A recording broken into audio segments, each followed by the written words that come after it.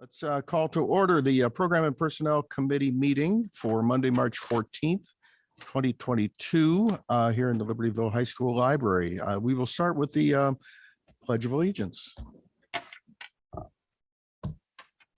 pledge allegiance to the flag of the United States of America and to the republic for which it stands, one nation, under God, indivisible, with liberty and justice for all. Okay. Thanks everybody for being here. We have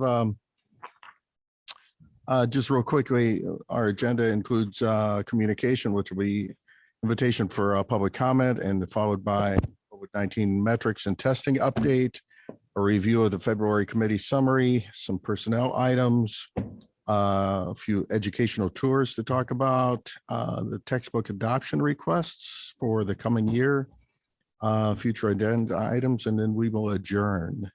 So we will start with the communication. So invitation for public comment. Anyone care to address the board? Hi, Kara. Did we have any email public comments? Nope. Okay, hearing none. We will move on. COVID metrics and testing update brief. Yep. Ryan. So currently, just to give you an update, we're still in low COVID-19 community level for our area. From our dashboard, last week, we had one positive case for students at Libertyville, one positive case for staff at Libertyville, two positive cases for students at Vernon Hills. So we continue to update that. And again, that dashboard is online for everyone to see. We are still testing our unvaccinated staff weekly, and then any staff that voluntarily want to test can also test through Shield testing once a week. Our nurses are still doing point of care testing. So if somebody has symptoms and they come into school, they're still doing point of care testing with our by next test. So that's our update. Thank you. Any questions, comments? Thanks for keeping us up to date. Review of the February committee summary. Anyone have any additions, corrections for that? I have none.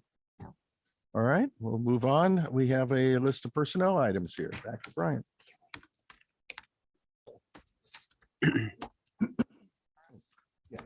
There's a packet coming for Kara. So the packet in front of you, just I know for a few of our board members, this is first year going through the process. So put together just kind of a summary of our course selection and staffing process. So at the end of November, our teachers in certain courses will give course recommendations, start with course recommendations for students. The beginning of December, the curriculum guides are updated. Teachers start meeting with students regarding those recommendations. The beginning of January, the students begin course selections. By mid-February, the course selections by students are completed. At the end of February, course sectioning work begins at the building level. And so what course sectioning work looks like at the building level is that as soon as students sign up for courses, they look at the number of students, they look at the optimum class size, and they start looking at the number of sections that we should offer for first semester, second semester, if it's a yearly course, or if it's a semester course, how many sections we should offer first or second semester. With that, they also, at the building level, they start looking at staffing at the building level. So when you have so many sections, again, our teachers teach 5 sections per semester. So they start looking and mapping out some of that staffing. Now that is not complete because then we come together as a district at the beginning of March. So that would be the principals, assistant principals from the building, and a whole district team. We all get together and we spend quite a bit of time. So myself, Rita, Dan, Kelly, Dr. Herman, we all come together and we go through the same thing that they did at the building level, but we look at it as a district. So looking at the number of sections that we offer. And part of the reason we come together is that we're one district. And so although one school may sit down and figure out you know, depending on the optimums or the type of class on when we should offer it. And so we like to be consistent across the board on, you know, what classes we offer. So when we finish that work, then we start looking at staffing, and that again, staffing is the people that will be teaching those courses, and look at, you know, the current staff who will be teaching them. We look at the retirements, we look at any resignations, we look at, you know, all those pieces and start putting, you know, people in those teaching positions, which then brings us to this meeting where I'll present the staffing report and then also employment recommendations. And I'll walk through that with you because again, there'll be some action that will be taken then at the March board meeting. So I'll review this again at the March board meeting, and then you'll take action on our certified staff. And then the end of March, right after spring break, data processing, that will start that scheduling process. They're not starting anything yet because we need formal action taken on our staffing. Do you and your team also participate in conversations that take place at the building level before you have your district level conversation? For sectioning or staffing, no. Okay. So like Rita and I will spend time together kind of going, so they go through at the building level, Rita and I will go through the two buildings together. And then and Kelly Hartwig will spend time with the special education side. And then we all come together and work together as a team. So, you know, over the course, basically almost 3 full days, the whole district team is working together and going through staffing. Wow. Thank you. So if you turn the page, so this kind of just gives a recap of some of our staffing numbers and where we fell this year. And so I'll start with the first page, with the staffing, which correlates a little bit to course selection. So our general education staff, we have a decrease in the number of full-time equivalency. So an FTE is a person, is a teacher. So our change in general education staff is down 5.7 FTE. So a 0.7 is 10 sections is normally what a teacher teaches all year. So 7 out of 10. So, you know, we do have part-time teachers that do teach throughout the year. Special education, we tried to break this down a little bit more than we have in the past into different, and I think we're going to keep working on maybe advancing some of our, you know, reporting on some of these areas. So our change in special ed instructional staff is down 1. Special education other assignments is up, and a change in special education co-taught classes were up 3.0. So co-taught classes are where you have a English class, a math class, where you have a regular education teacher and a special education teacher in there. So the increase this year is the change really of the number of co-taught classes at Vernon Hills. And we truly believe that this model for our students is a good teaching model. And we've been doing more classes at Libertyville with the co-taught model. And so now incorporating that at Vernon Hills. So that's where that increase is. This does not. Yep. So the co-taught classes allow students with both special ed kids and regular ed kids to be in a classroom together. Correct. Yeah. Yes. Just wanted to clarify. Mm-hmm. And this does not include the District 128, the transition pathway program. So we just finished up that sectioning today. So I might be able to just fill you in on a little bit of that. And then our English learner staff. So our change in our English learner staff is up 0.9 across the district.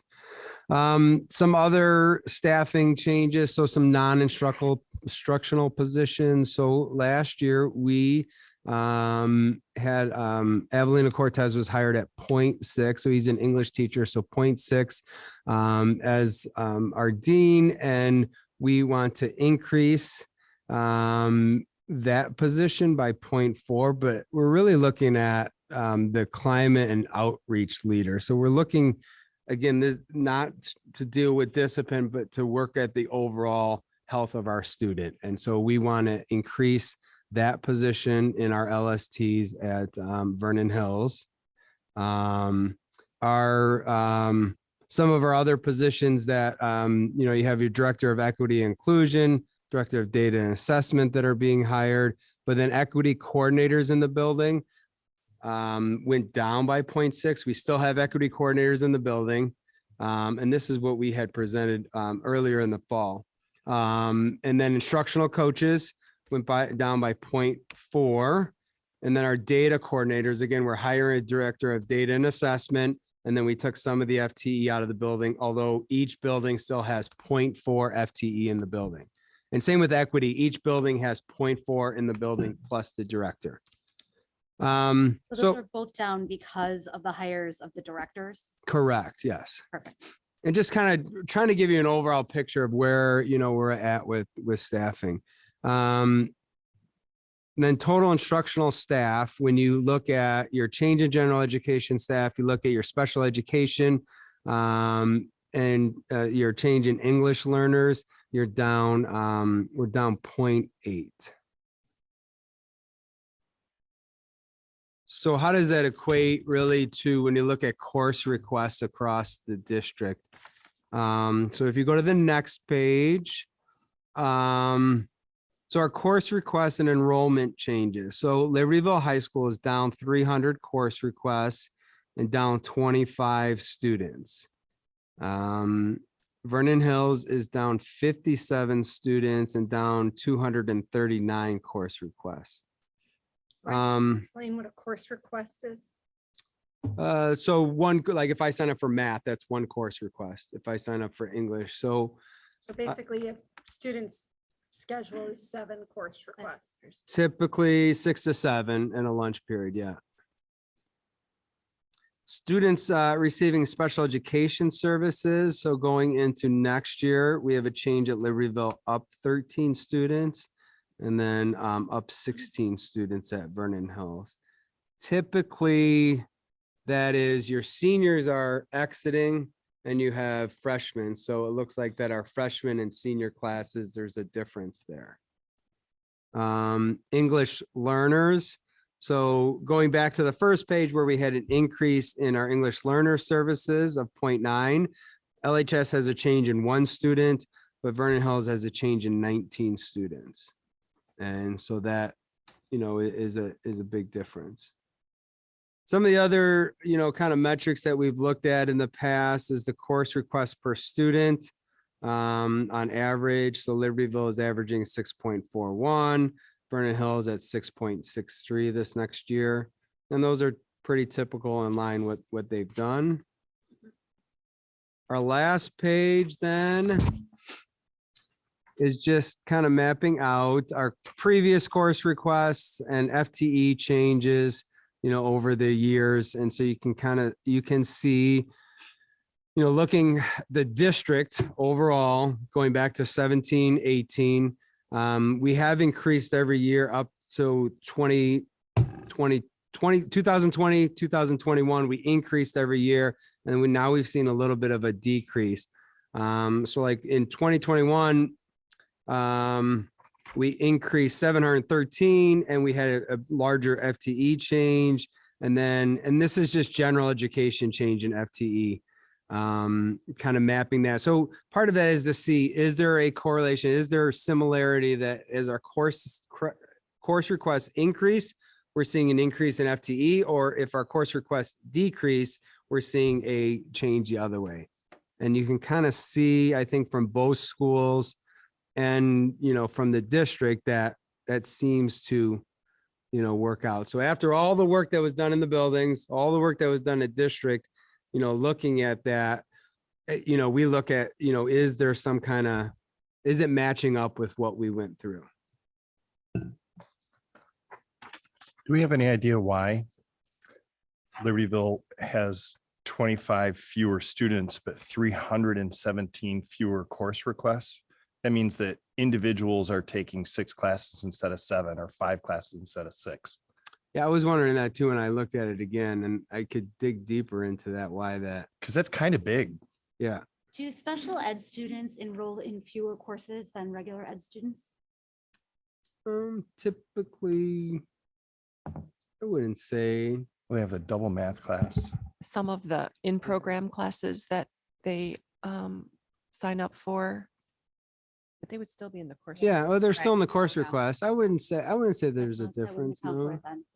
It could be one of the differences between the schools is that at Libertyville, students can sign up for early release or late start, open first period or an open eighth period. And that's not the current practice at Vernon Hills. So we could be seeing that as showing up in Shift, some of our yeah. staffing requests. And do you happen to remember roughly how many students at Libertyville High School are taking part of that late start or early release? Oh, I had the number did. somewhere. Mhm. I'll see if I can Vernon find Hills that. students have an opportunity to do that. If they have a job, they can apply for an early release, but it's not in the course request numbers. Right. It comes after the fact. I'm just, my questions are just sort of trying to account for what Mhm. that Yeah. difference, that 317 drop would be, because I noticed the same I thing. think it was over 100 students had requested early release. I or think late it was start. close to that. So if there was a significant increase in students that were participating in that, that could definitely add to the difference, the lowering of the course requests. You're talking about just the 317 versus prior year. Mhm. You have 25 fewer students, too, so 25 times 6 or 7. courses Right, that would wouldn't, account for some of it. some of it. Mhm. The other thing is, I know some students were taking 8 classes and the counselors and other support personnel have been trying to counsel students to not do that, to take a lunch. So without digging deeper, I think there could be, a few students for a couple different reasons, but if you're interested, we could try and find out more. No, I was just curious. I don't think that's, I'm not concerned about that. But Yes, I was also just curious. Yeah. And can I real quick ask, hi, guys. Is there anything that we could be doing that would enhance this experience? Like, do you have access to the agenda? You have the thing that we're going over right now. Can you hear us okay? Okay. Sorry to interrupt. No, that's right. They're here for AP government class. Excellent. And welcome. I'm sorry, I should have acknowledged you earlier. Thank you for coming. Who's your AP Gov teacher? Tell him we say hello. Bring him our regards. Thank you. So the next piece I want to walk through is what will the decision, the employment of staff. So if you go to the first page, so our continuing employment for first year non-tenured faculty. So these are first year non-tenured staff. We also have one staff member that was part-time before. And so this would be her first year as a full-time non-tenured staff. So they are going to be renewed and coming back for next year. So our staffing works out that we have positions for them. Our second year non-tenured staff. So again, it's second year of full-time employment. So these are our second years that will be employed for the 22-23 school year. And then the third page is our third year non-tenured faculty that we're also recommending being placed on tenure. And the reason that they'll be placed on tenure after 3 years is that they have 3 excellence on their evaluation. So rather than the 4-year tenure, they have accelerated tenure for 3 years and they'll be placed on tenure. They really technically receive tenure at the end of the school year. So that's when, but they have positions for next year and they'll be then tenured at the end of the school year. And we'll get a separate motion at that point in time. No, Vote on that, or so, will we vote so for the you'll, tenure here? so the continuing employment, you'll take action on. There is no action that you take on tenure. They Okay, get okay. tenure at the, The sheer at- fact they'll continue to the next year Yep. will automatically grant them tenure. Yep. And then the next page is third year non-tenured faculty. They will be employed for next year, but they did not receive accelerated tenure, so they'll come back for their fourth year. And then they would, depending on evaluations, then at the end of their fourth year. So that's why there's two different memos really for the third year piece. And then our last one is a fourth year teacher that will be placed on tenure. So she's finishing her fourth year and she'll be placed on tenure at the end of the school year. And then if we go to the next page, so this is the non-renewal of non-tenured part-time faculty. So all part-time faculty will be dismissed and released at the end of the year. Some of them then will also be asked back for positions. You will have to vote and pass a resolution for part-time. So, and then they'll get a letter from us. Now, there's really the notification of them. Number one, we've had personal conversations with them that this is coming because their names will become public in the board document so that they understand what that means, that they're being released as part-time teachers according to the state of Illinois. Once you pass the resolution, they will have a letter that's signed by the board. We'll personally give them that letter, and then they'll also receive one certified mail. But our resolution says that they will personally receive that letter.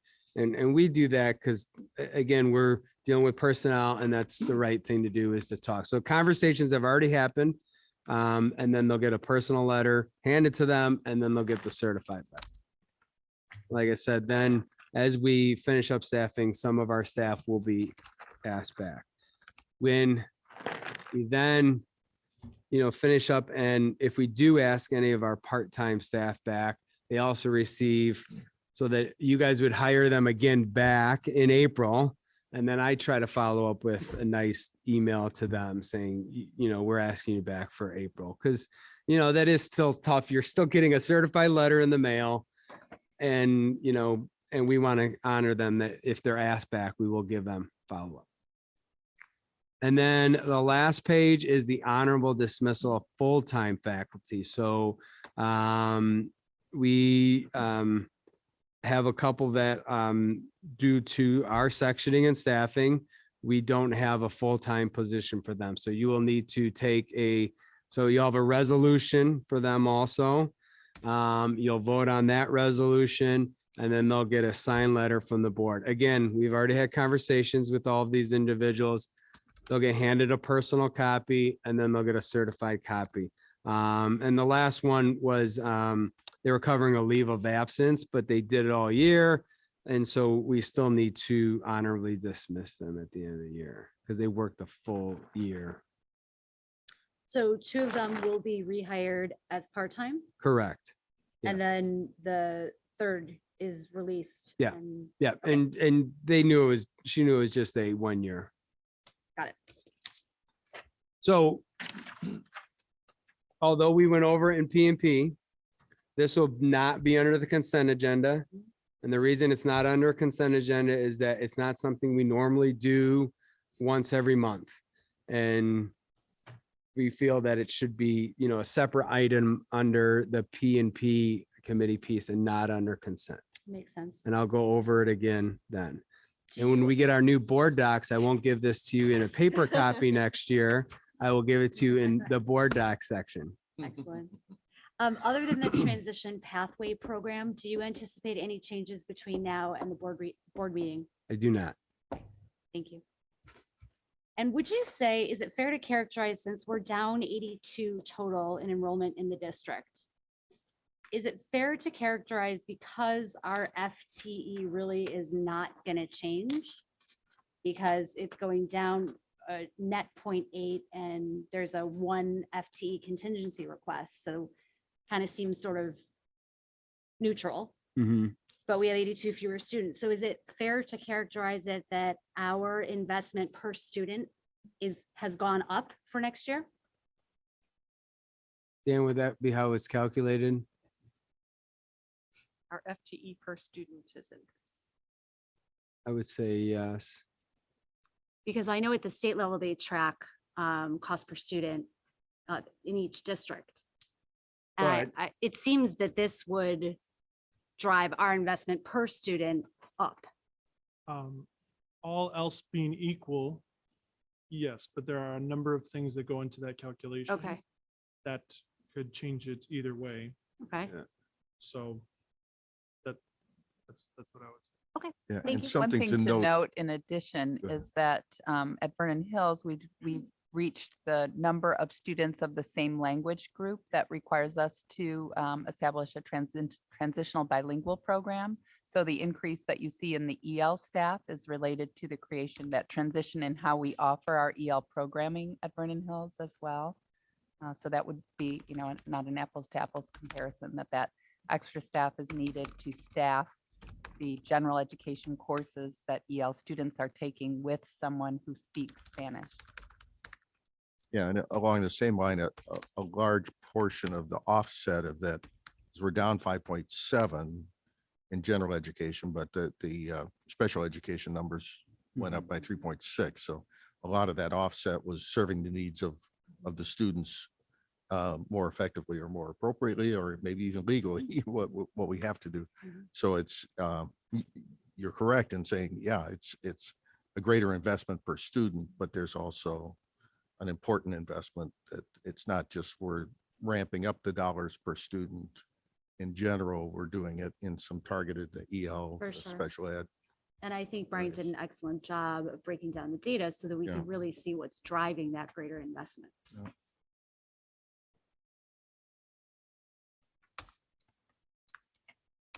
Okay.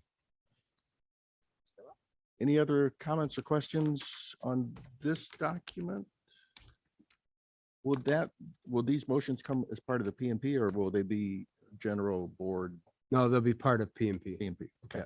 just to be sure to. And just to warn a couple people, you'll have a lot more documents to sign, letters. So, I won't make plans for right after the board yeah, meeting. sorry. Don too. Oh, what? We're gonna be be signing a lot signing of a lot. stuff. Signing, Oh. you have, because you have to sign Correct. all the letters from for your all wrist those up really good. individuals. Yes, So, I'm just giving you a heads I'm up. all good. Okay, I have my pen. I'm ready to all go. right, Mhm. thank you. Okay, Go and ahead. then we had a few other, not on this list, just some certified replacement, education support retirement, staff transfer and a coaching replacement. Mhm. Any questions or comments or any additional information you have, Brian, on those? Those are pretty. Nope. routine. And those will be part of the consent. Those will be part of consent. Okay. Okay, well, good with that. Okay, we have some educational tours, some really good ones too. Yeah, so the first tour that will occur during this school year is the Fbla state competition tour, which is similar to educational tours that we've been approving during this school year. I'm happy to answer any questions you might have about that. But we do have 3 educational tour proposals for the 22-23 school year that are being proposed according to the new guidelines we've adopted for domestic and international travel experiences that occurred during school breaks. Each of these tours, all of the participants will be purchasing cancel for any reason insurance should anything occur that the trip would have to be postponed or canceled at the last minute. So happy to answer any specific questions you have, but the major highlight is that the 3 domestic and international trips for the next school year are following the new guidelines that we've discussed related to educational travel post-COVID. I have a question. Yeah. This is so exciting to see these trips happening again and the planning for them. I was looking over everything, in the proposals and just the request forms. But one thing that stuck out to me on these 2 European trips was the travel advisory.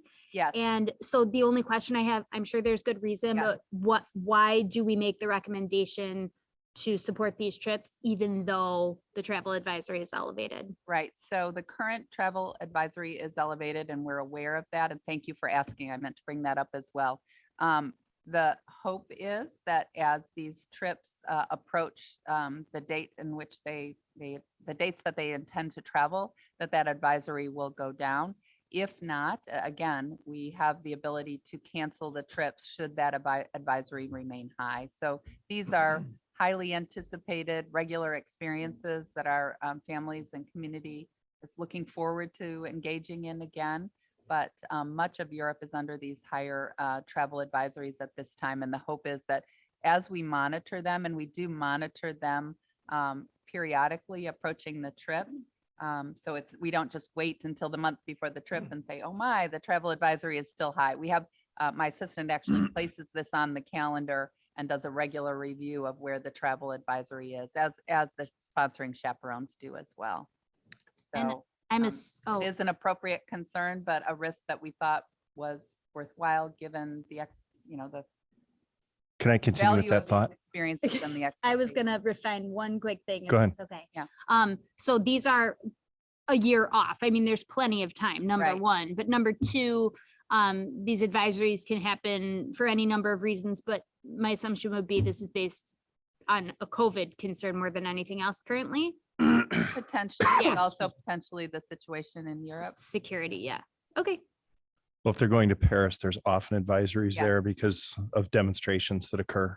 Generally, most countries are at a level 2 travel advisory. So to see something higher than that would result in us choosing not to travel to that location. Generally, when it's higher than 2, we review that request and make the decisions like we made during 2020 to put a halt on things. So Is there a time we're scenario? protected with insurance, but Right. it's not 100%, but as close as 100% as we can get. In many cases, it is 100%. Some of the fine arts tours, none of the companies go up to 100%, but we have also a waiver for families to sign that they recognize what is guaranteed and what is not, and that they're responsible for any loss that might occur. Is there a scenario where we would go ahead and travel even if there was a level 4 advisory to not travel? That's a good question, and I don't have an immediate answer for that. I think we would have a serious conversation about it in consultation with you. I have a question. Oh, sorry. Can you just explain the difference between the FBLA trip and the other trips in the form of the cost allocation? Yes, groups that qualify for state competitions, generally the district supports the cost for that. It's like in an athletic competition, when teams have qualified for a state event, those costs are covered by the district, not by families. and so that's a budgeted expense? yes. Thank you. And then I have one other question for the future. The waiver that we have right now is COVID specific. Do we see the language of that changing in the future so that it just says illness or? Yeah, we did update the waiver to be pretty general, but I Because will the one that verify that the again. one that's in the packet, it is COVID specific. And it even says like, if someone should happen to be quarantined as a result of COVID or an exposure to COVID, then these are what the protocols would be. But 5 years from now, Right, we would still want to have yes. some sort of a Exactly. waiver. Mhm. So that's just something to think about for the future. For right now, I think they're fine, but a year from now, they may not be. I think the intent was to make sure parents are aware as they're signing up their students for these trips, what is and what isn't covered by the insurance, and to make it clear that the district isn't responsible for Right. whatever that gap is if they're choosing to go on this trip. Yeah, and the first paragraph of the waiver is pretty general and not Yeah. specific to COVID. So that Correct. was intended to cover kind of any situation. Right. And I appreciate the inclusion for the trip requests, the access to all explanation, and how the sponsors intend to make the cost accessible to any student that wants to participate. Thank you. That's something we've talked about for a long time. It's not perfect yet, but it is, we've alerted anyone who's planning these trips that that is the expectation.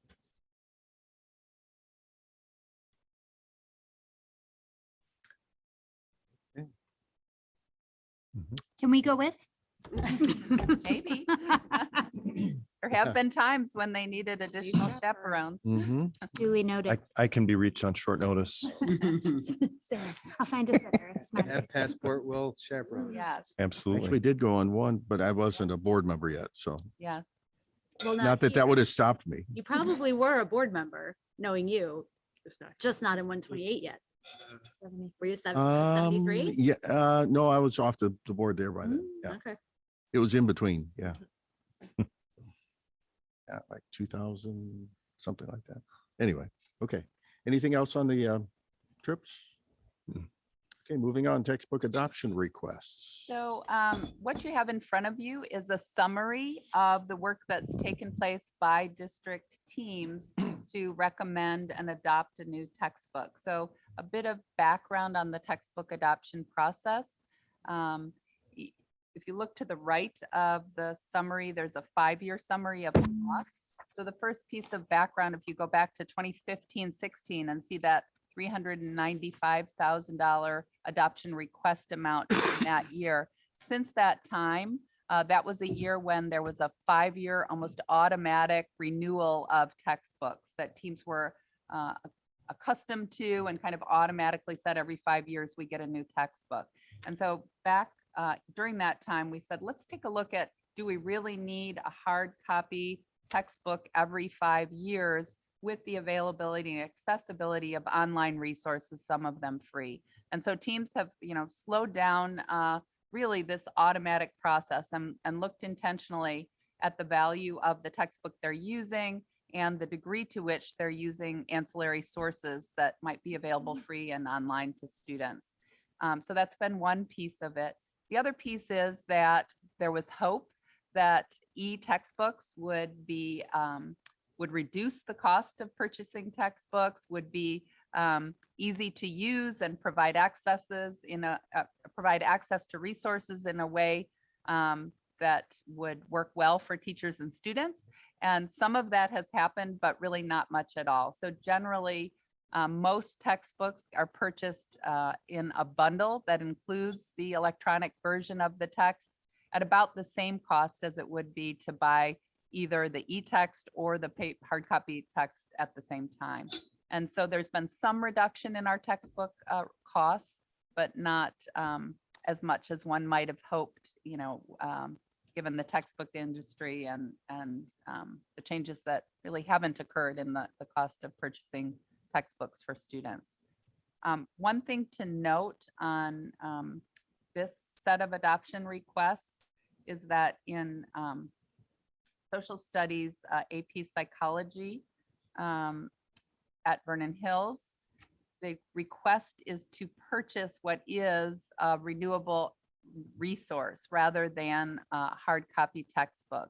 So what they are doing is keeping the old version of the hard copy textbooks for students to access and providing students annually with what is a well-recognized and often used study resource with sample questions and the ability to take notes in that renewable resource. What they're asking for is a text that costs $19.95 a year that they will purchase annually for all the students enrolled in AP Psychology. I can answer any questions about the other texts, but again, the process that teams use is to develop a district-wide team in consultation with their department supervisors, review how the text aligns to the essential course curriculum, as well as to the needs of the students who might be enrolled in that course, the reading level and the ancillary resources that the text provides.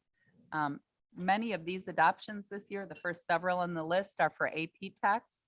Those texts are also included in a syllabus that AP teachers submit to the College Board for an audit, and the College Board reviews text selection as well as ancillary resources before approving the audit for teachers. So these are pretty standardly used texts at the AP level, and those text selections are also reviewed by the College Board when they approve a teacher's audit. I just want to check in and make sure I understood correctly for the AP Psych at Vernon Hills. Oh, I see. 120 per year for 5 years. That's Yes. why it's 13,000. Okay.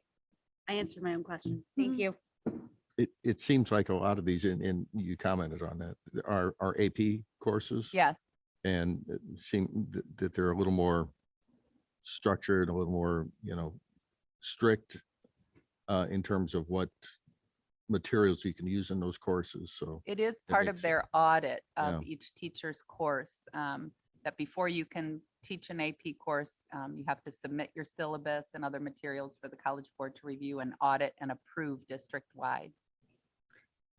And it's pretty detailed. Yeah, It's a Mhm. Yeah. thorough Yeah. audit. yeah. I remember when it started and I was an AP teacher submitting my syllabus. It's been going on for quite a few years. But Mhm. it is a process to ensure that if you're calling a course AP, that it meets the rigor Yeah. and the standards of the College Board.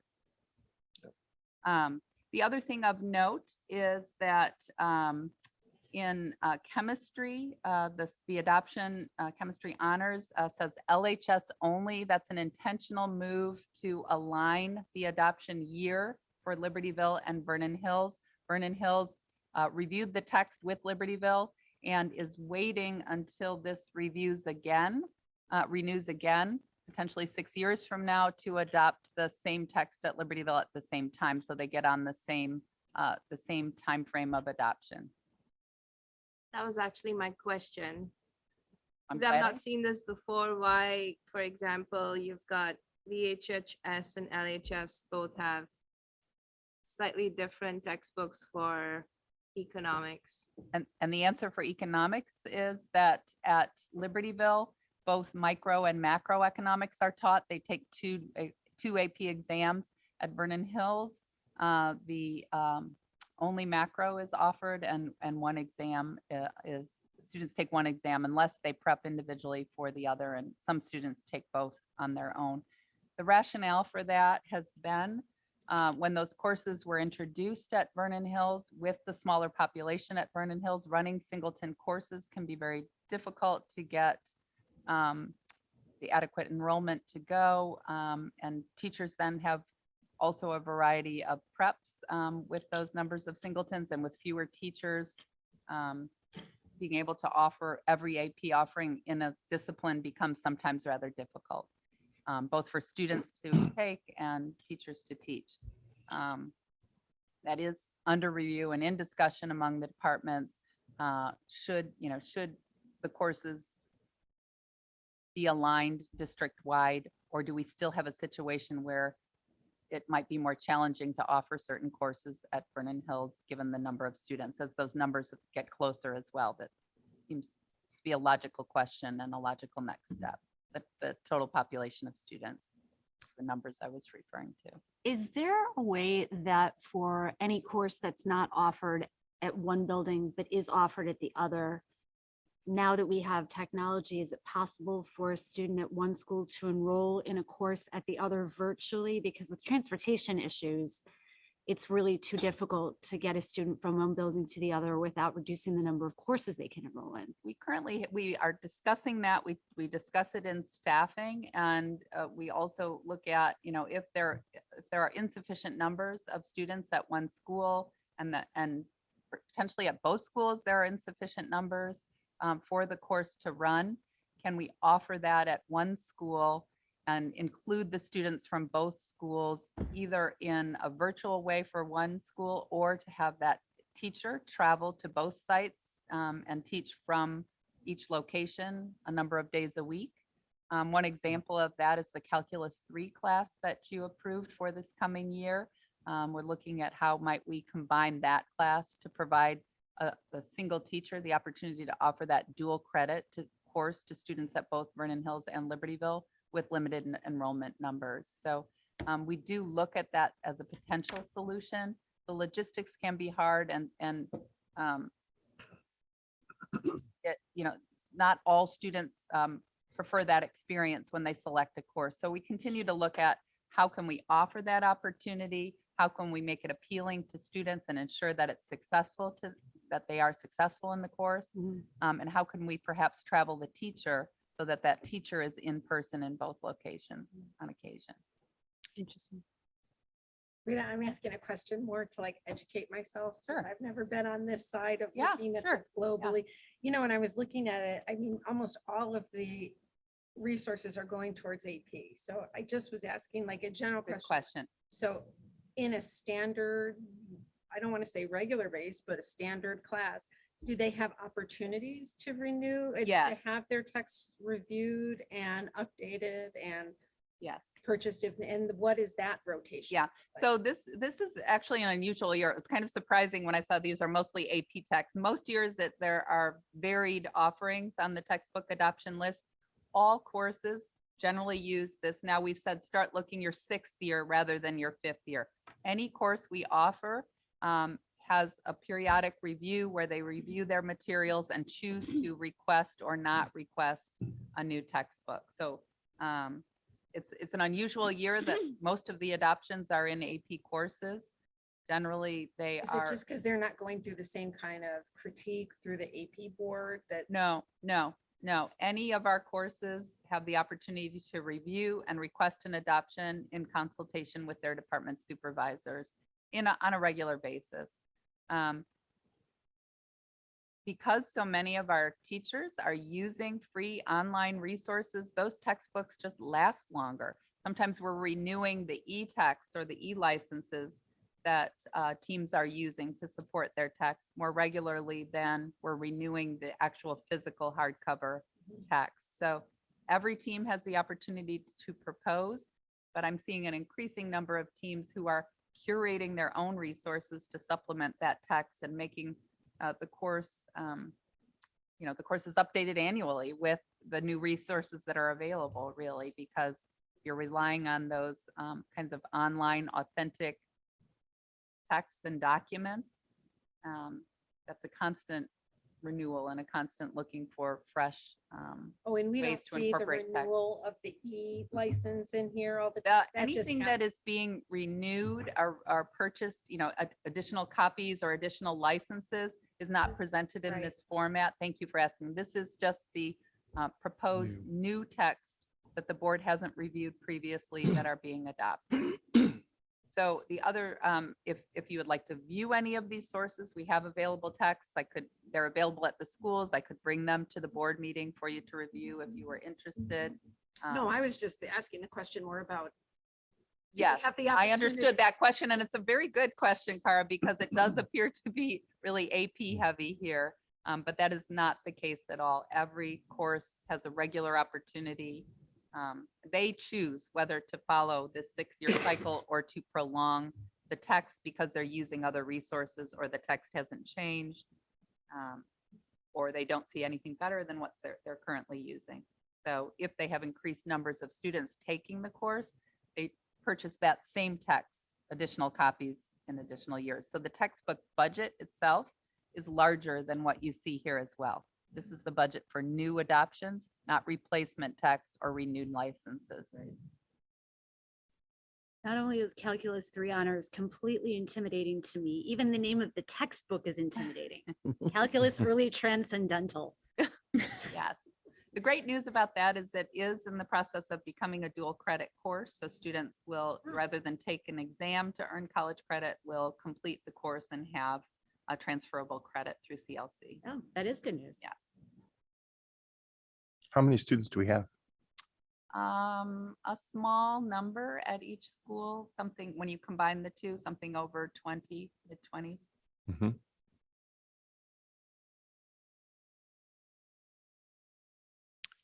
Any other questions? No. Okay. Thank you, Rita. That's you. good information. Future agenda items. Anyone have a future agenda item? I'm actually going to circle back around to the communications agenda item. I forgot to mention this earlier, coming off the public comment. And we briefly mentioned this before, but I wanted to get sort of a pulse for what the board feels about email public comments in the future. So, we started that when we were in remote. We were all remote. The only way we could get public comment was via email. we continued doing that up until this point in time, because we felt that there was still a need to, I feel, to include those folks that didn't feel comfortable coming in. I think in my opinion, we're at a point now where everyone has the opportunity to come in. I think from a safety perspective, there shouldn't be an expectation of continuing the remote practices. And I think there might even be at some point in time, some concern about that, because I think there were some rules that changed from a state level that allowed for that, just like it allowed for us to have remote meetings. But I wanted to bring that topic up just to see if anyone had a concern or a comment related to that practice, and if we would want to consider removing that in the future. Do you want our opinion now, or do we want to put it on the agenda? Well, we have a communication agenda item here. Are you saying on the actual board meeting agenda? I mean, it doesn't require a vote. We didn't take a vote to put that in place. It's more of, I think, a guidance to the administration on the process of. I think because we instituted it due to COVID, I think it's fine to discontinue it. People can still email the board, and emails that are Right. sent to the board, every board member We still receives it. read. So I don't think it, due to the current climate and COVID mitigations that are in place, I don't see any reason to continue it unless I'm missing something. But I'm open to, if there's something I'm not considering. Yeah. Did we have any requests or do we have any comments for either of the meetings tonight? That kind of tells you that it's Yeah, not it's as necessary. off. Yeah. I don't see a downside to continuing email communication. What's the downside? Well, it lengthens the amount of time that our meetings are. I don't see the downside as much as I see maybe a lost opportunity if we keep it. I personally, as a board member, in my experience, I enjoy when people come and speak to us in person and we can see them and hear them. And I feel in many cases there's more respectful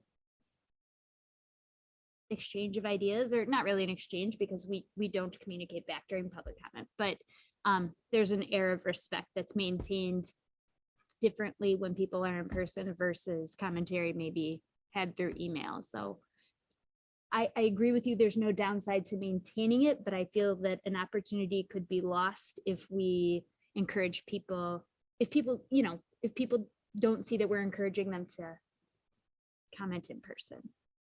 That makes sense. Yeah. I think if we're trying to have I see both sides, Yeah. but in an effort of transparency and a welcoming, and especially since most people are not taking advantage of it, at least we should give some time frame of saying this is when we're not going to, since we've set. the Oh, sure. precedent. Yeah. But I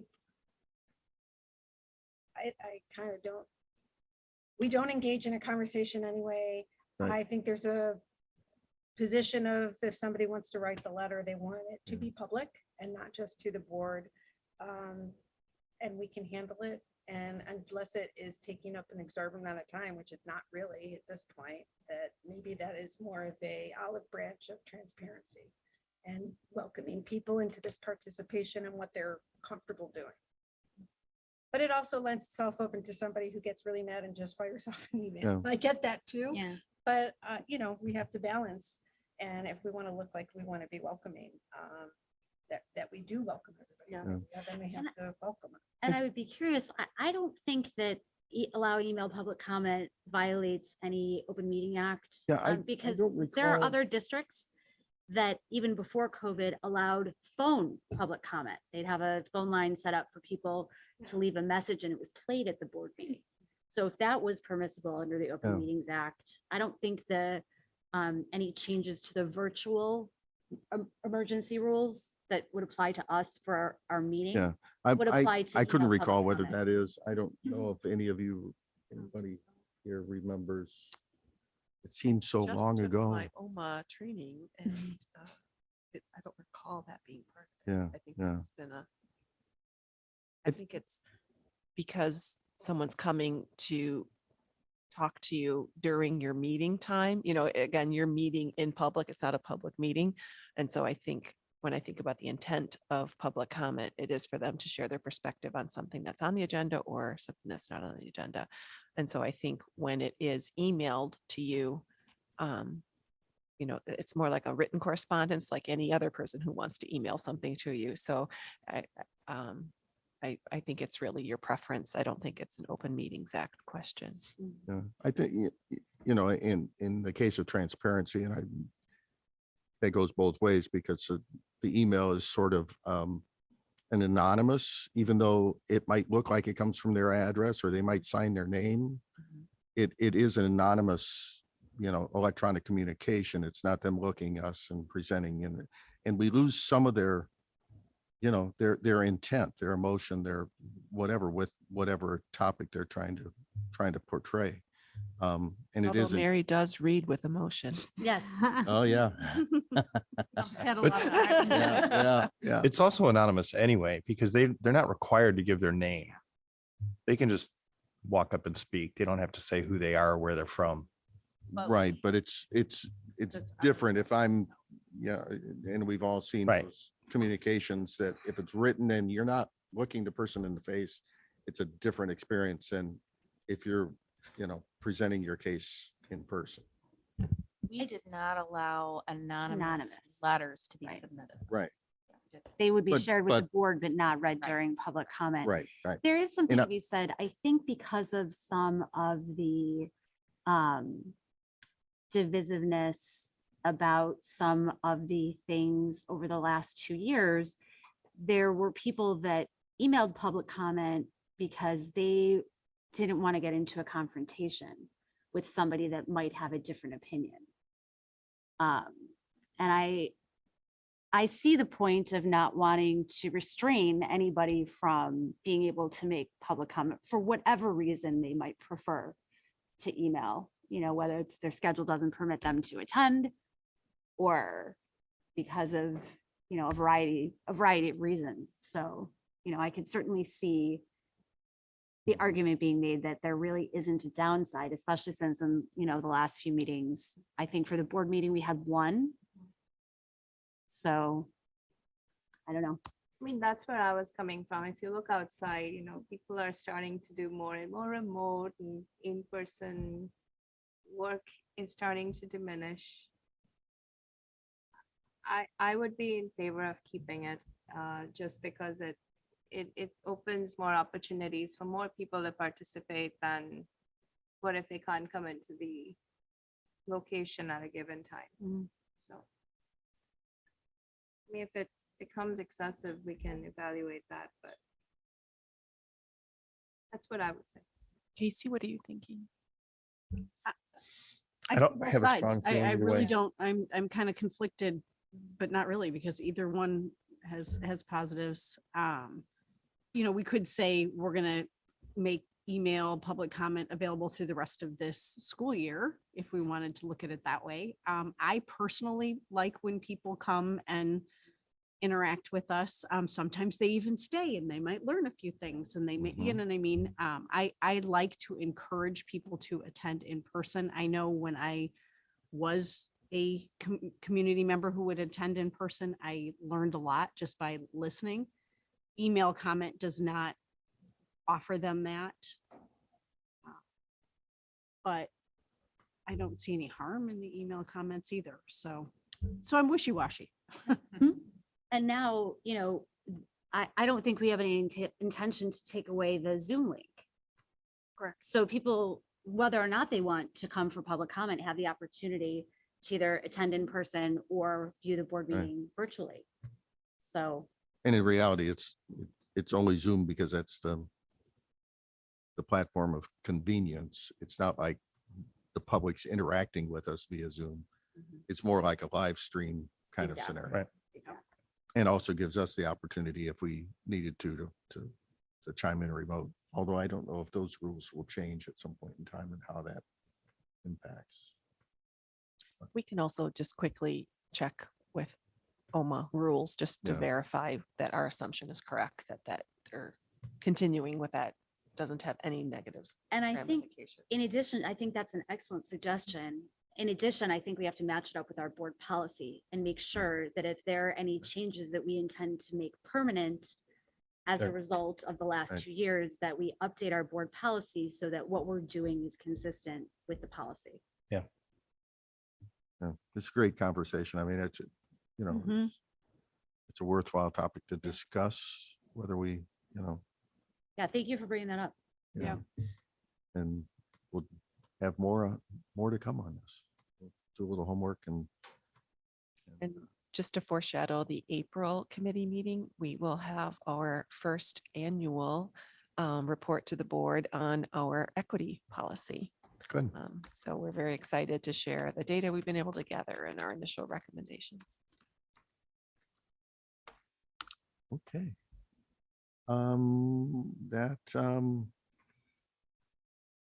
Anything for other? We don't have an other, but I think we're adjourned then. Thank you. Want to take a Almost did it 5-minute in under break? an hour. Program and Personnel Committee meeting adjourned. Currently on break. Facilities and Finance Committee meeting up next.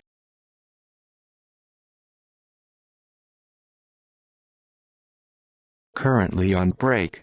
Facilities and Finance Committee meeting up next.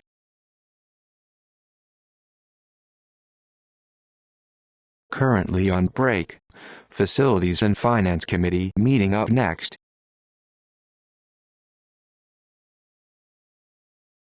Currently on break. Facilities and Finance Committee meeting up next.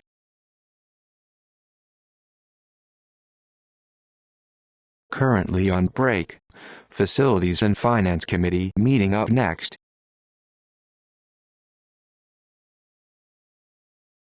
Currently on break. Facilities and Finance Committee meeting up next.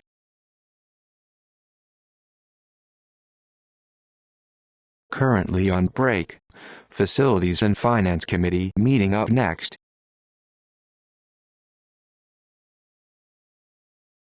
Currently on break. Facilities and Finance Committee meeting up next.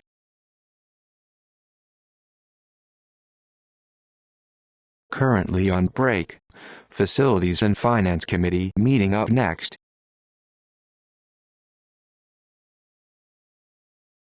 Currently on break. Facilities and Finance Committee meeting up next.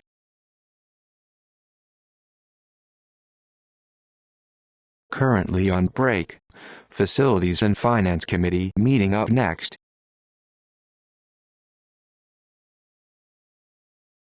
Currently on break. Facilities and Finance Committee meeting up next.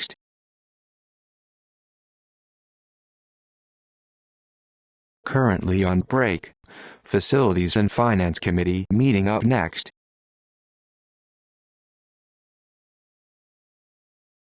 Currently on break. Facilities and Finance Committee meeting up next. Currently on break. Facilities and Finance Committee meeting up next.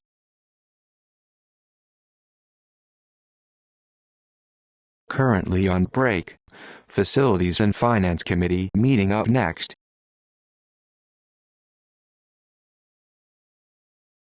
Currently on break. Facilities and Finance Committee meeting up next.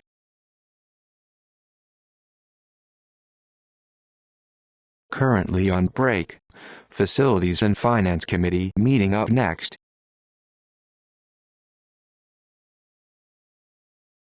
Currently on break.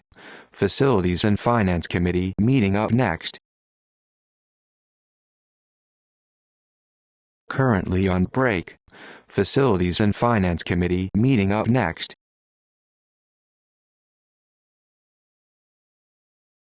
Currently on break. Facilities and Finance Committee meeting up next.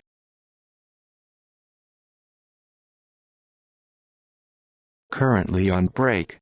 Facilities and Finance Committee meeting up next.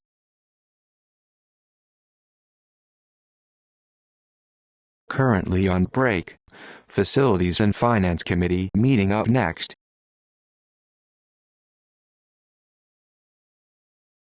Currently on break. Facilities and Finance Committee meeting up next.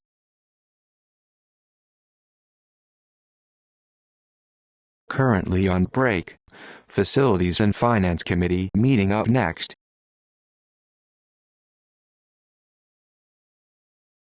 Currently on break. Facilities and Finance Committee meeting up next.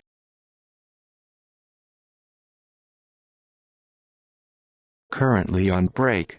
Facilities and Finance Committee meeting up next. It's all over the place. So I asked one of the cops, what's going on over there? He Are we said, live? oh, it's a new iPhone. I mean, I've seen it across. That's people that are going. Technically, it's iPhone. technically it's 10 more seconds. iPhone early adopters. Yeah. Are we It's ready funny. to go? I'm ready. Okay. Alrighty We then. can pipe down Let's, here. Let's call to order the Facilities and Finance Committee meeting for Monday, March 14th. We've already done the pledge, so we will move on to invitation for public comment. Still don't want, are you sure? And Mary, you said there was no email public comments. Okay. All right, reviewing the agenda, we're going to look at the February committee minutes, capital projects update, discuss the 5-year financial projections, discuss some bids and contracts, as well as some upcoming bids and contracts. There is no disposal of obsolete equipment, and then we have a list of future agenda items. So starting with the review of February committee minutes, any comments? Concerns? Okay, moving on, capital projects update. All right, kind of realized the data I have in here includes stuff from later in the agenda, so I'll just mention them briefly here as well. But we have a updated list for you, really based on other conversations we had, just trying to make sure we put everything together for everybody. So we have our list of summer capital projects. So the list, there's a few columns there. There's an estimated column. That was what we presented to you back in January of the things on our project list. And at that time, we had things moved over to the right. Those are the things in yellow that are moved all the way farther away on the right, just because there's just not quite enough there to get it done. So our projects have ranged over several years, 3 to 4 million. It's been closer to 3.1, 3.2 million lately.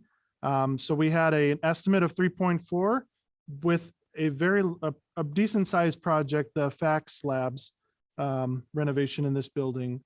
1.5, we believed at that time, was a conservative estimate, kind of hoping that it would come in less, and then we could move in some of those other projects in from the right. Well, that didn't happen. Our fax program that came in, the first bid that came in was like 1.3 million, looked great, really exciting. Got a call 2 hours later. 2 hours later, the low bidder realized they forgot to include some things in their bid, and so they're pulling their bid. So our next highest bid was the 1.6 million that you have here. So with plugging that number in, that's not an ideal number, but that number is what it is. You can see the updated total based on everything. And so the greens, those are ones that are already board approved. So those are ones that we've had in previous meetings. So right now our total is sitting at 3.8 million, which is higher than 3.4 million.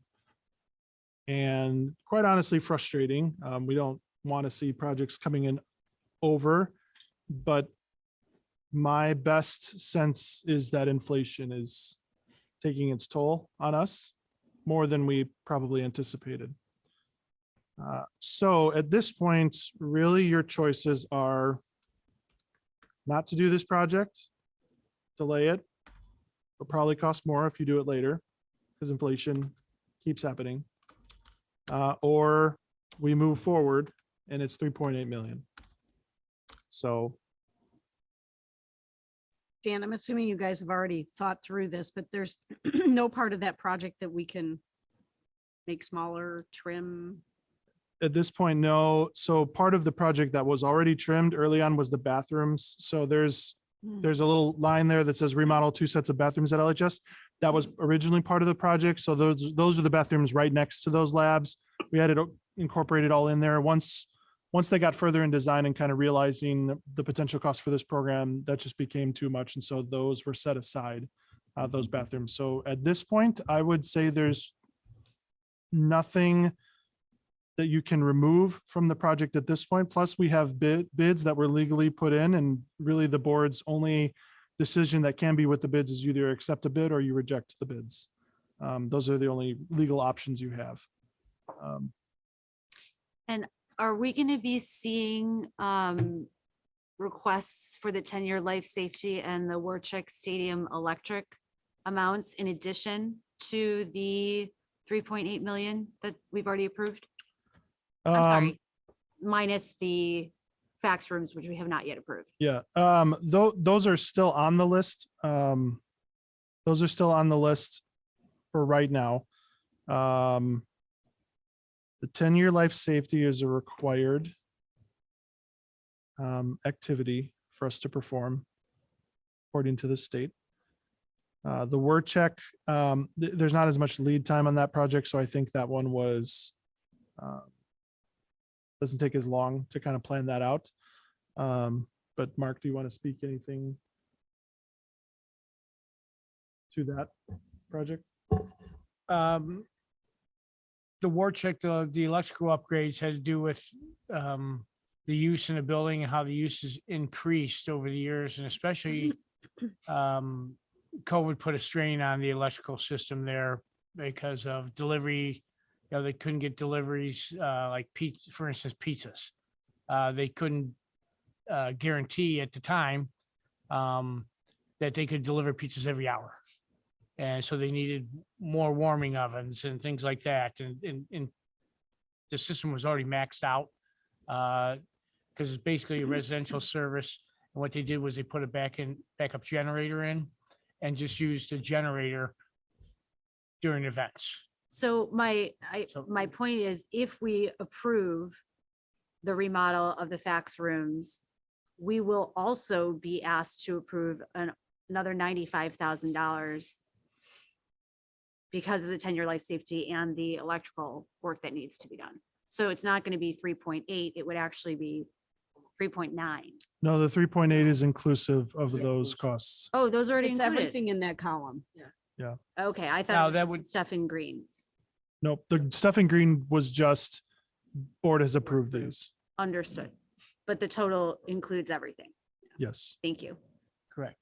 So it would come down to, as Dan said, the life safety is state required Mhm. that we have to do.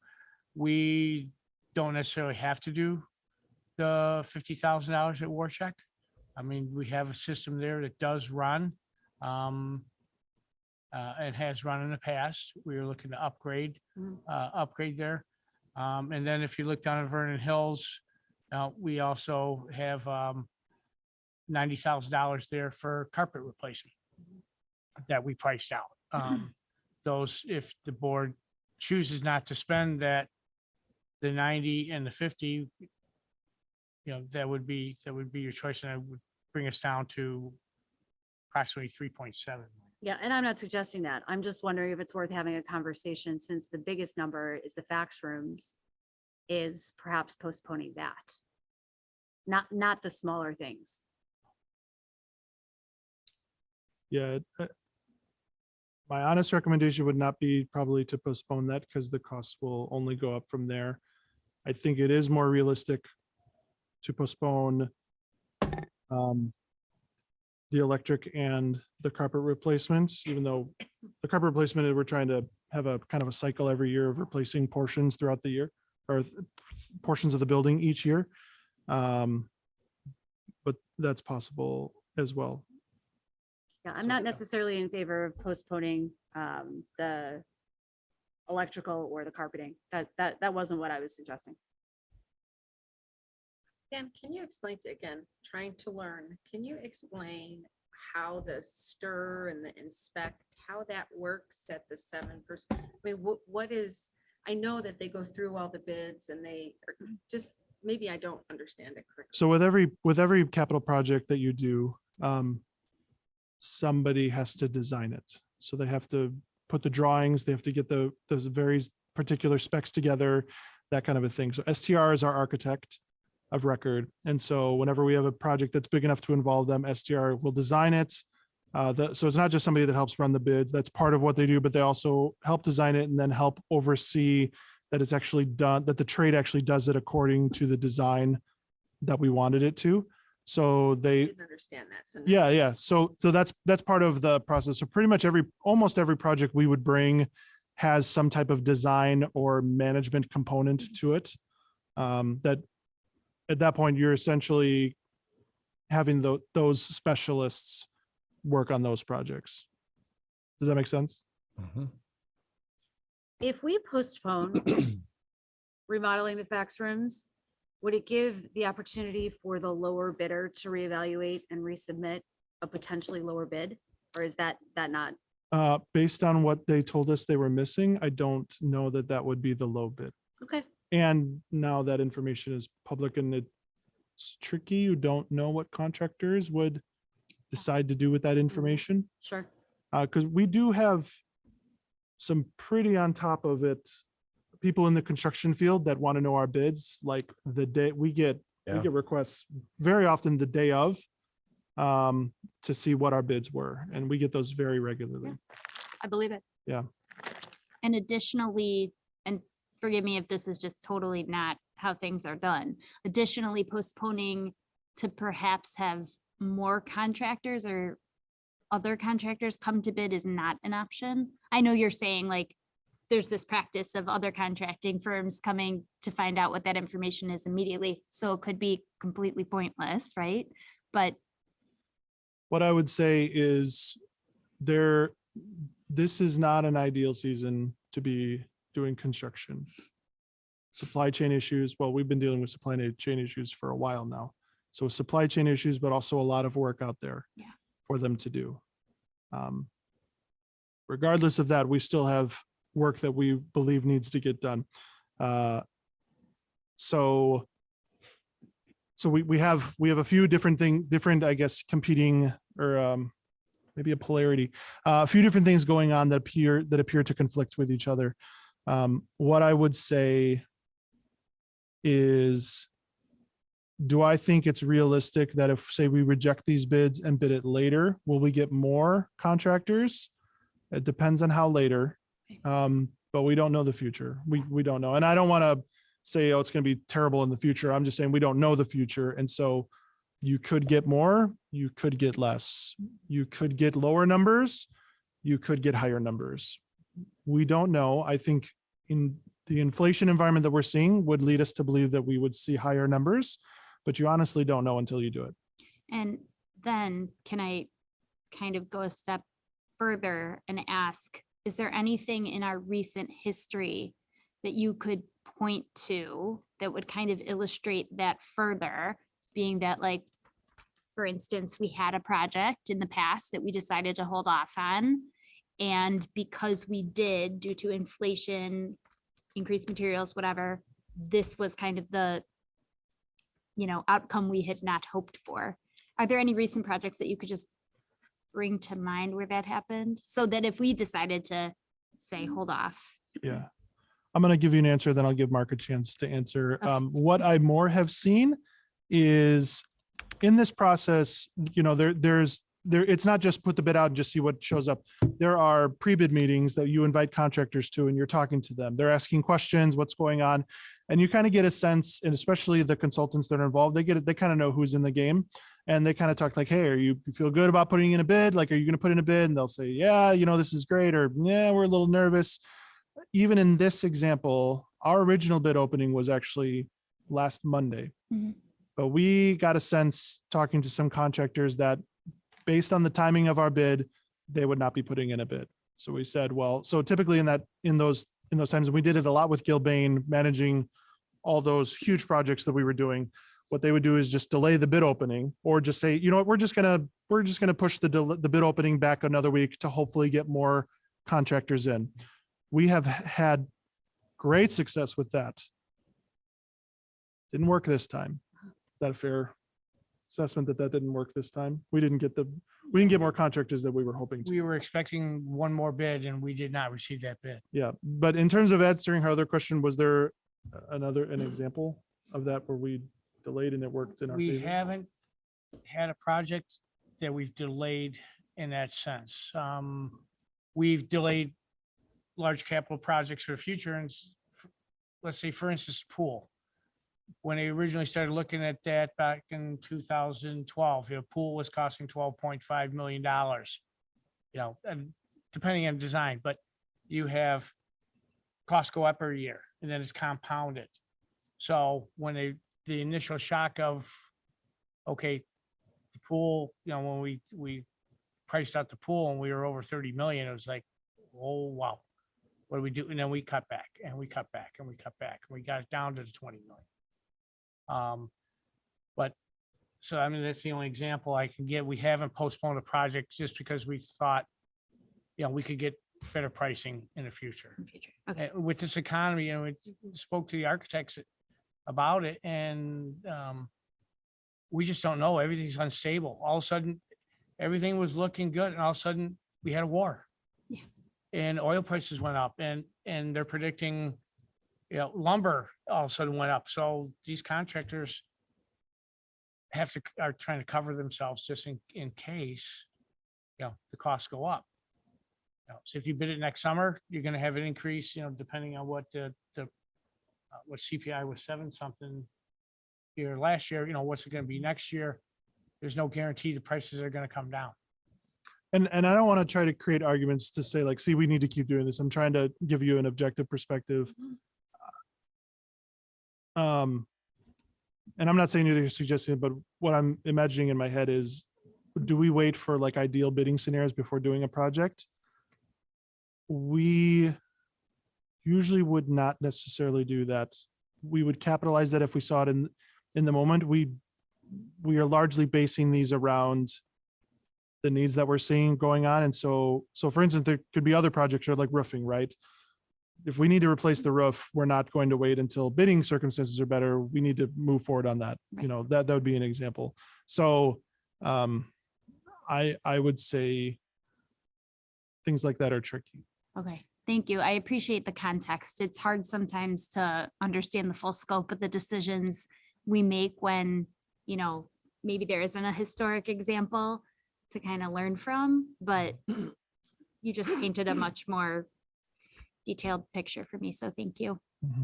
So I know that these are our plans for the summer. I mean, this is our current projected projects.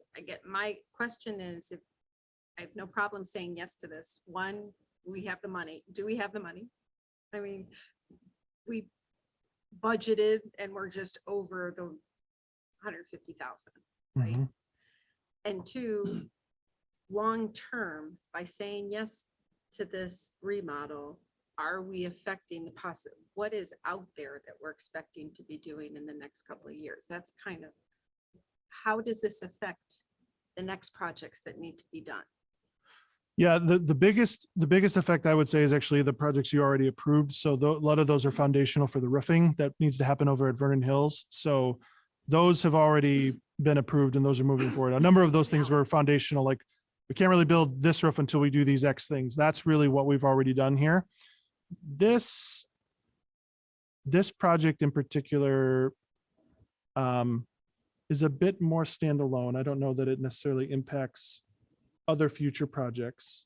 I think she means money though, too. Like if we overspend on this Yeah, project, no- is it going to have an impact on some of the things we were expecting to fund in the next year or two? Yeah, so maybe let me answer the question a different way. How are you going to pay for this overage? What I would say is there's a big difference in an annual cost versus a one-time cost. So if you think about the overage, think of it as, I don't know, $400,000, $500,000, if you want to think of it that way, in the total, right? And what we were talking about. Do you have $400,000, $500,000 to spend one time on something? You absolutely do. And it will not affect anything in the long term. That said, it still kind of feels icky to do it in the year. But you can move forward with projects like this, and I don't know that it would have a material impact on our long-term planning. I think That's what I'm getting one thing that would be more tricky is if we said, let's delay this to a later year.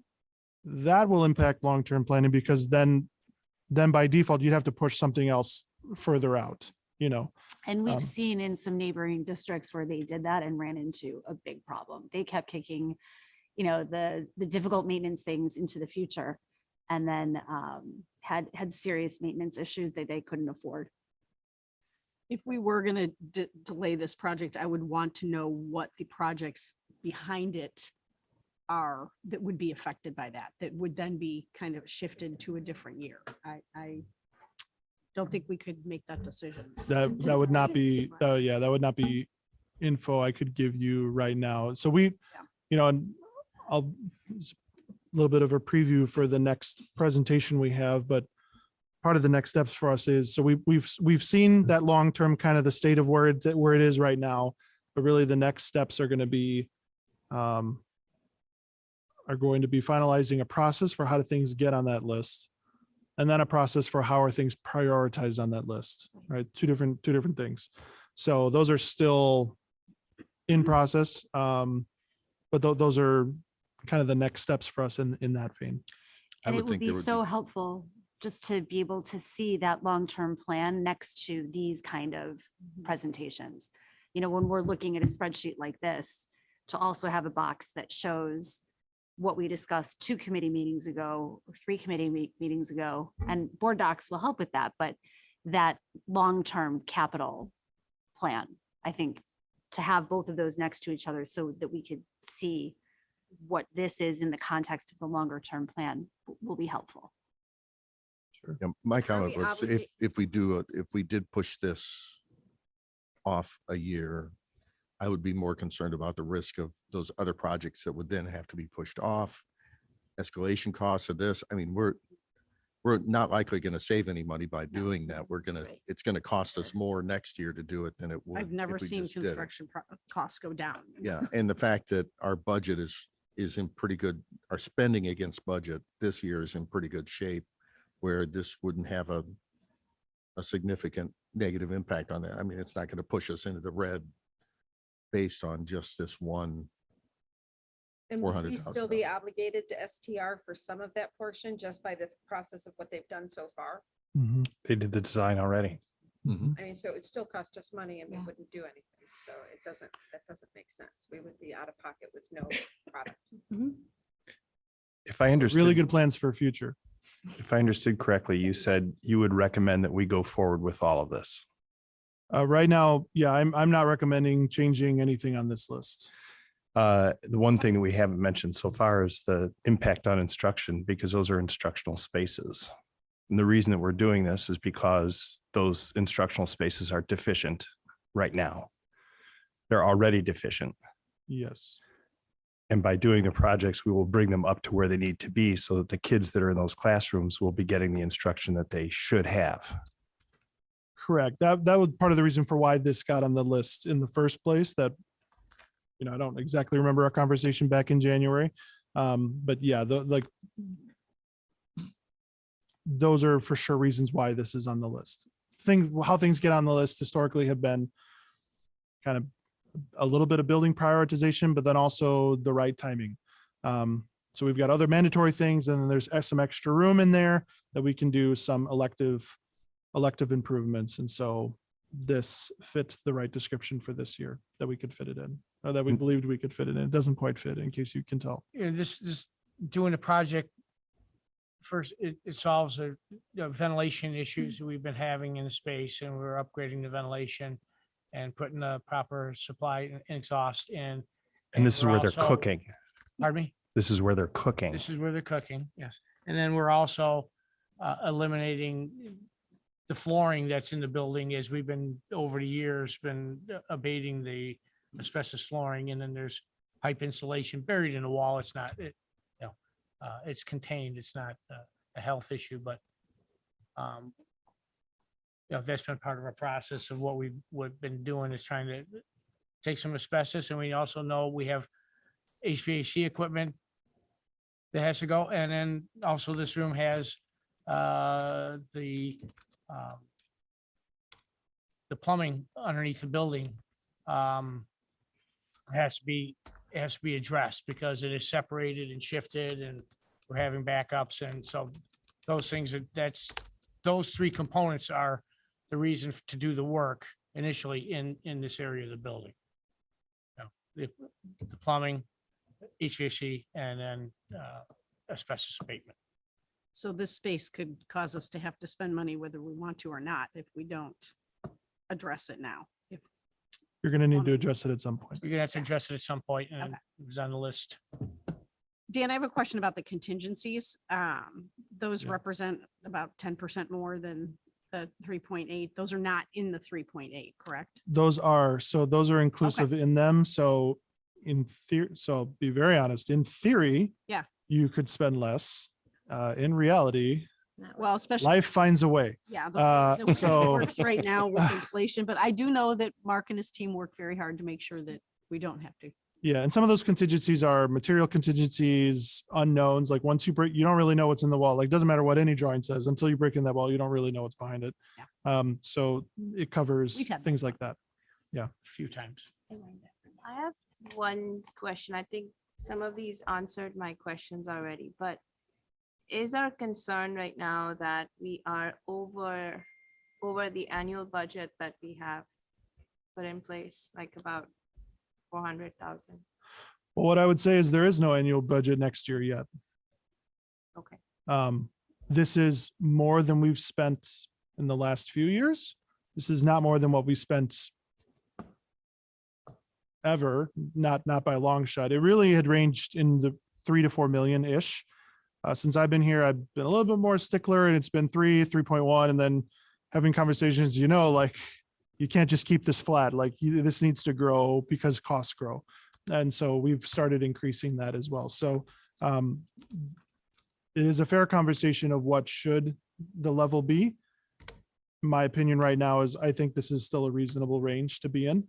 You could look at data and maybe data says, maybe 4 is the number that you should be at. But we're getting a little bit ahead of ourselves in terms of that conversation. Because the only thing that was crossing my mind is if we are worried about meeting a number that we've agreed to for a given year, can you time the start of the project so some of the costs go into the next year where you've had time to plan for? You could if you were on the cash basis of accounting, but not us. Okay. You really have to tie it to now. But the way this technically works is it's based on when the work is done.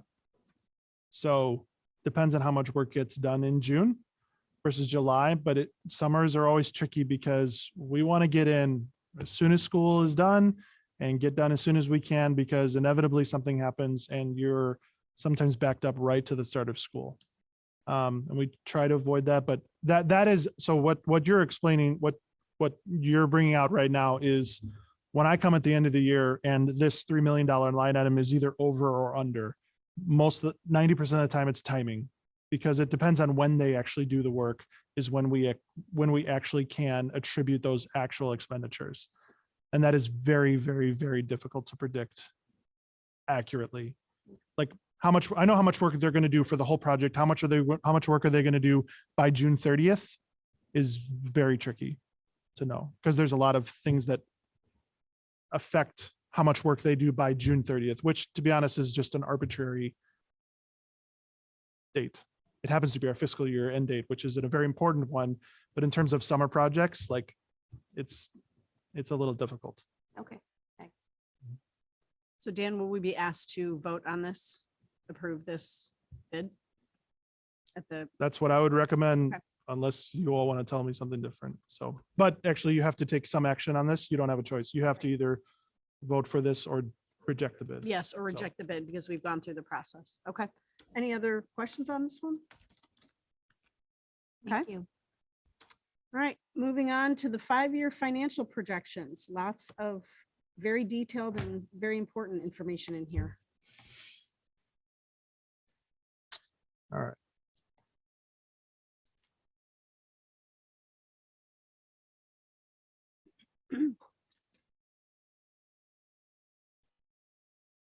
1 second, I've got to share my screen with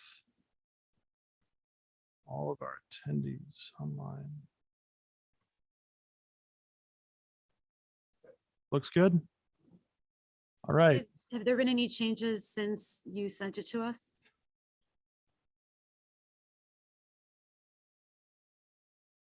I'm thinking. I don't believe so. Okay. When did I send it to you? Friday? Friday, Right. Thursday. I don't think so. Right. Nothing material anyways. All right, you ready? Is that, can you all see, by the way? Can you see? Okay, sorry. I know they kind of scooted it down to see. You're good. Okay. All right, 5-year financial projections. So I wanted to start with why. Why are we doing this?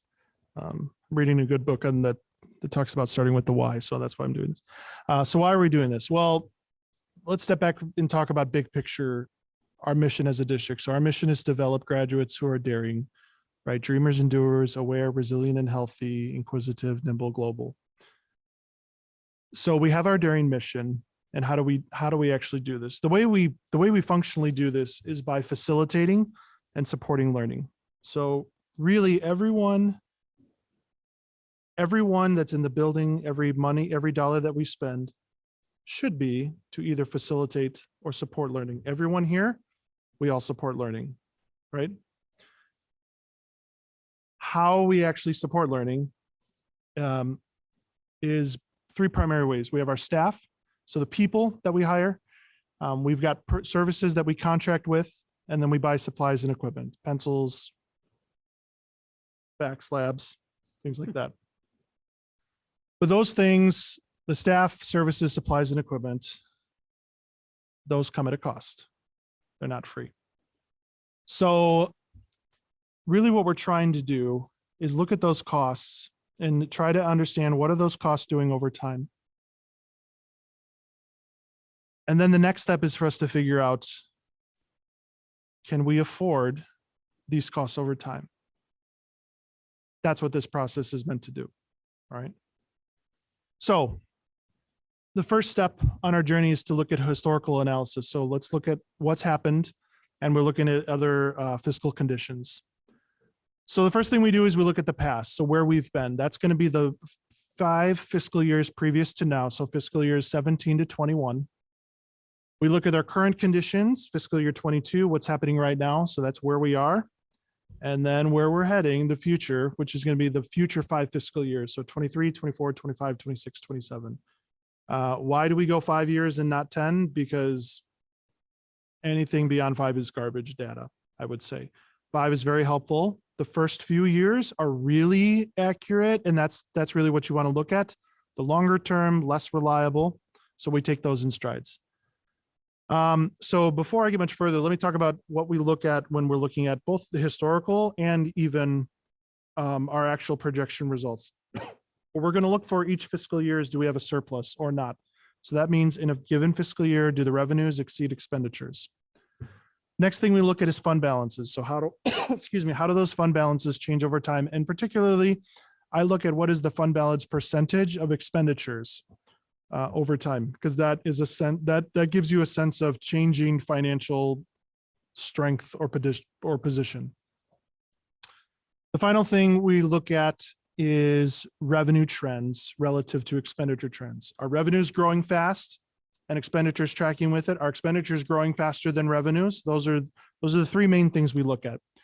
So let's look at our historical analysis real quick. You can see there, this has been our annual surpluses for the last 5 fiscal years. I'm not really going to walk in through what I went to that. I wrote that in the report. If there's any particular questions you have, I can answer them. But otherwise, this is what has happened. I've written in the report kind of what went into those, but we'll move forward. So in looking at the changes in revenues and expenditures, you can see the 3% and that first highlight, that's based on fiscal year 20. Revenues grew. So from fiscal year 20, change from fiscal year 19, revenues grew 3%, expenditures went down 1.16%. That's a good trend in terms of expenditures aren't increasing faster than revenues, right? You look at the next fiscal year. Now, these are pandemic years, so this These numbers are crazy, but I'm talking about the principle of what I'm looking at. For fiscal year 21, revenue is going down 1%, which is crazy. Who would ever imagine your revenue is going down? But the revenues went down. Expenditures going up 1.4%. So their revenues or expenditures are growing faster than revenues. And then in our budget, revenues going up 4.7%. Wow, that's really good. Expenditures going up 10%. Now, part of that is our return to normal. So we've had expenditures very low throughout the pandemic, just because we lost a quarter of a school year. And then even last school year, half of it we were remote, and then the other half was hybrid. So there was a lot of things that we just did not spend that we normally would have. And so this is our return to normal. So real quick, so those are the trends we kind of look at. So the last couple of years, we've had expenditures increasing faster than our revenues are increasing. So that's something to watch for. Wrong way. The next thing is our enrollment projections. So enrollment projections can have a huge impact on your school fees. They can have impact on your FTE, things like that. So this is our enrollment projections. So we did projections with Casarda last year, and he's got 3 scenarios. Blue is A. That is the low line. That is from Casarda's perspective, the lowest anticipated numbers you can get. Flip side is C, the yellow, that's his highest that he would anticipate. And the blue, the red is Casarda B, and that is what he's calling most likely. In addition to Casarda, which is done every 5-ish years, I do my own taking on actual data, because he can only do it once, and then we could pay him, I guess, to do them every year, but that would be expensive.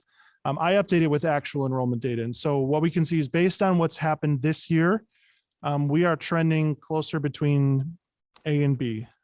So what does that mean? That means that on average, and this is very similar to the projection report that we gave earlier, whenever we did that, on average, enrollment going down about 2.5% a year for the next 5 years, district-wide. So that's an analysis of the historical context, fiscal condition, current fiscal conditions. Now we're talking about revenue assumptions.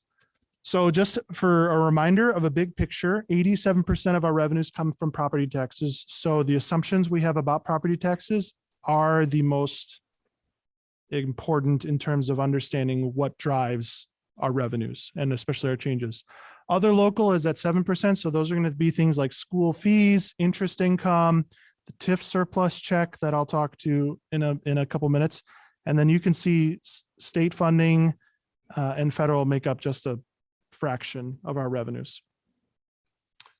So with property taxes being our most significant source of revenue, the number that is the most important number in terms of revenue projection assumptions is what is CPI. CPI, Consumer Price Index, it's essentially the rate of inflation. It's December change from the previous December. So from 22 earlier, those are all actual numbers. One exception, 22 is a 7% CPI that we probably have all heard, but the math of the way the formula is done, it caps it at 5. So it's 7, yes, but the math will cap it at 5. So I include 5 here because that's built into our assumptions. All the previous data is in there. And then going forward, I use an average, I use 2 because that is relative. 1, it's a simple number, it's a round number, and 2, it's pretty close to the average. If you can see a trend here, you kind of look, your eyes are kind of close to 2. Now, the way that currently that our compensation is structured, it is related to CPI. So meaning whatever CPI is affects the raises. All right. So that'll be an important thing to remember when I get to that point. But 2%, so 5% CPI is in my assumption, and then a 2% going forward. The next important data point, that is extremely important in these projections is new growth. So that new property coming on the books. On average, we're about 13 to 14 million a year. This last year, so that's 17.8. That is what we believe our real data is for this year. So that was the levy that we did back in the fall that we filed, and we will get the actual real numbers, honestly, probably within the next couple of weeks, a month at most, I would imagine, from the county, but we think it's going to be very close to the 17.8. And then I really project that 13 million going forward. I'm a little Gonna be a little more conservative and kind of bringing it down to 10 million, but that's not a huge impact. Like 13 million versus 10 million is not a very large impact. But you do notice a spike there, right? 71 million for the 22 levy, which is the levy we will be doing this fall. That is significant because we have a TIF that's coming off the books. So in Libertyville, in our district boundaries, we have several TIFs. So what a TIF is, it is a zone that, it is a zone that is established that at the moment of establishment, whatever the value of that property is for taxable purposes, it's frozen. So let's say you have a tax zone that they establish and the value is 100,000. That value then for all taxing districts is 100,000. If it gets more valuable, like if there's development and it grows and say it's actually worth 300,000 for the districts, they get value based on 100,000 and that incremental value goes into the TIF fund that is controlled by the village. So the Libertyville TIF is with Libertyville Village. We have a Green Oaks one, we have a Green Oaks one. We've got the Melody Farms. There's the other one in Hawthorne. So there's a number of TIFs within our district, but the Libertyville TIF is particularly of note. So there's kind of a map. You can see that's Milwaukee Avenue. So it's really the downtown is what you're seeing is the TIF. So this was established. This is, I usually don't nerd out about stuff like this, but this is extremely important to understand because the 2022 levy is going to be extremely important because you get one shot. So the TIF was established in 1986. TIFs can go up to 23 years. This one did, but it was extended for another 12 years through December 31st of last year. Now, what's important though, is part of that extension said an agreement was made, including our district agreed to it. 70% of the money that goes to the TIF, the village agrees they're just going to send that check right back to the districts.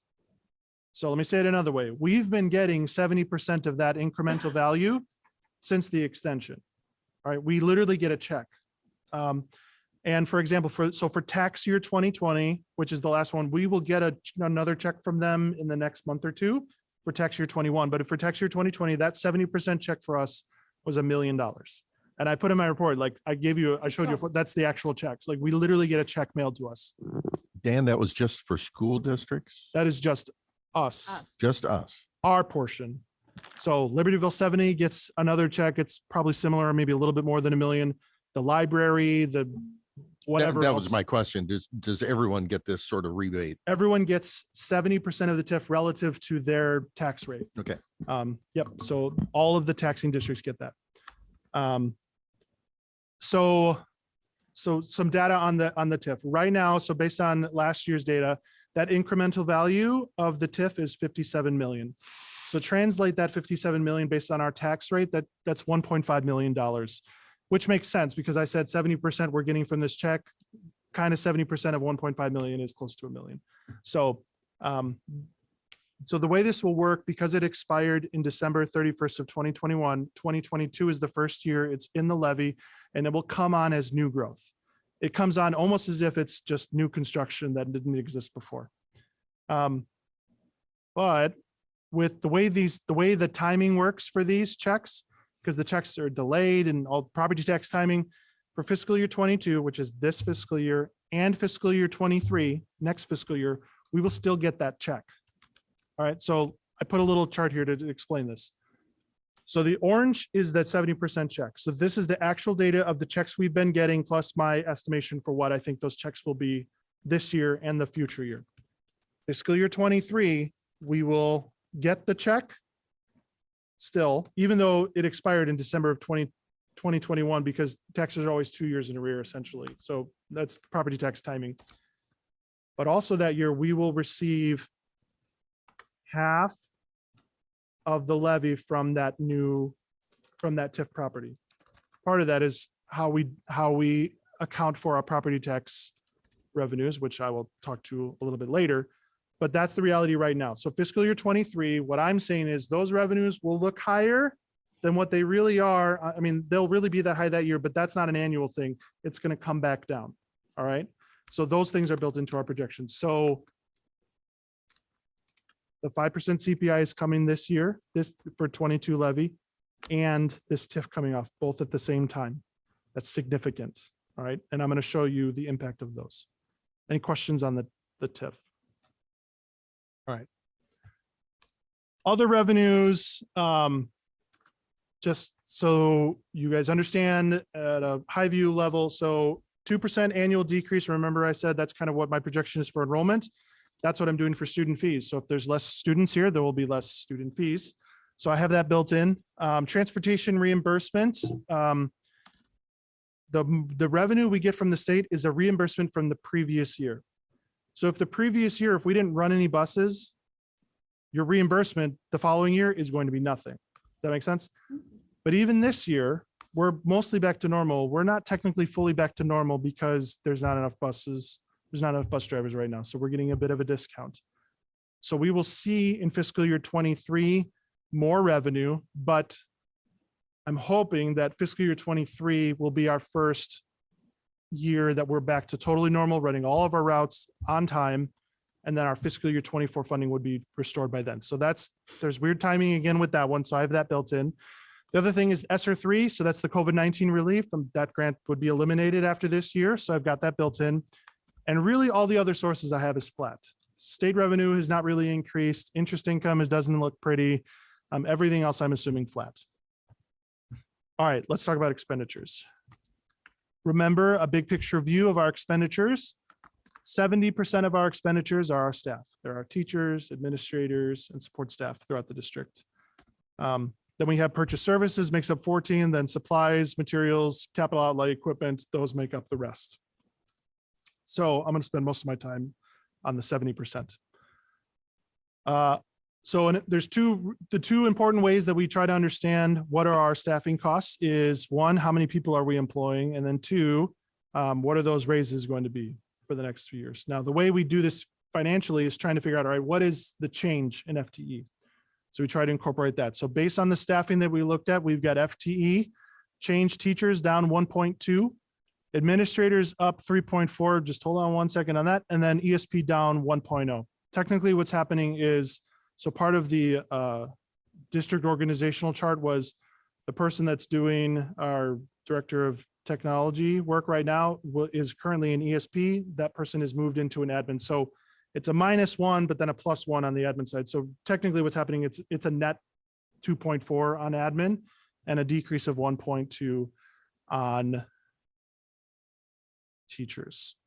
Beyond that, I'm assuming no other changes. Not necessarily because I don't think there will be, but because I don't know. But anytime you build a projection, you have to use some assumption. I'm starting with 0. I can run different scenarios, but I know my base is I'm starting with 0. The next thing is raises. What is the average raise for a group? Well, funny enough, we have a contract that is expiring this year for our teachers. So I don't know what the raises will be. I have no idea. Those are being negotiated. However, I have to put something in. So if I use the same methodology that we're using for this current year, I can use that to project relative to our revenues. So for example, I kind of wrote the calculation in there, but the way the calculation works, it's whatever CPI is with the floor of 1.5 and a ceiling of 2.5 plus a 2% step. So for next year, that logic would work out to be a floor, because CPI is based on 1.4. So that would be it would hit the floor. So the 1.5 floor plus a 2% step is 3.5.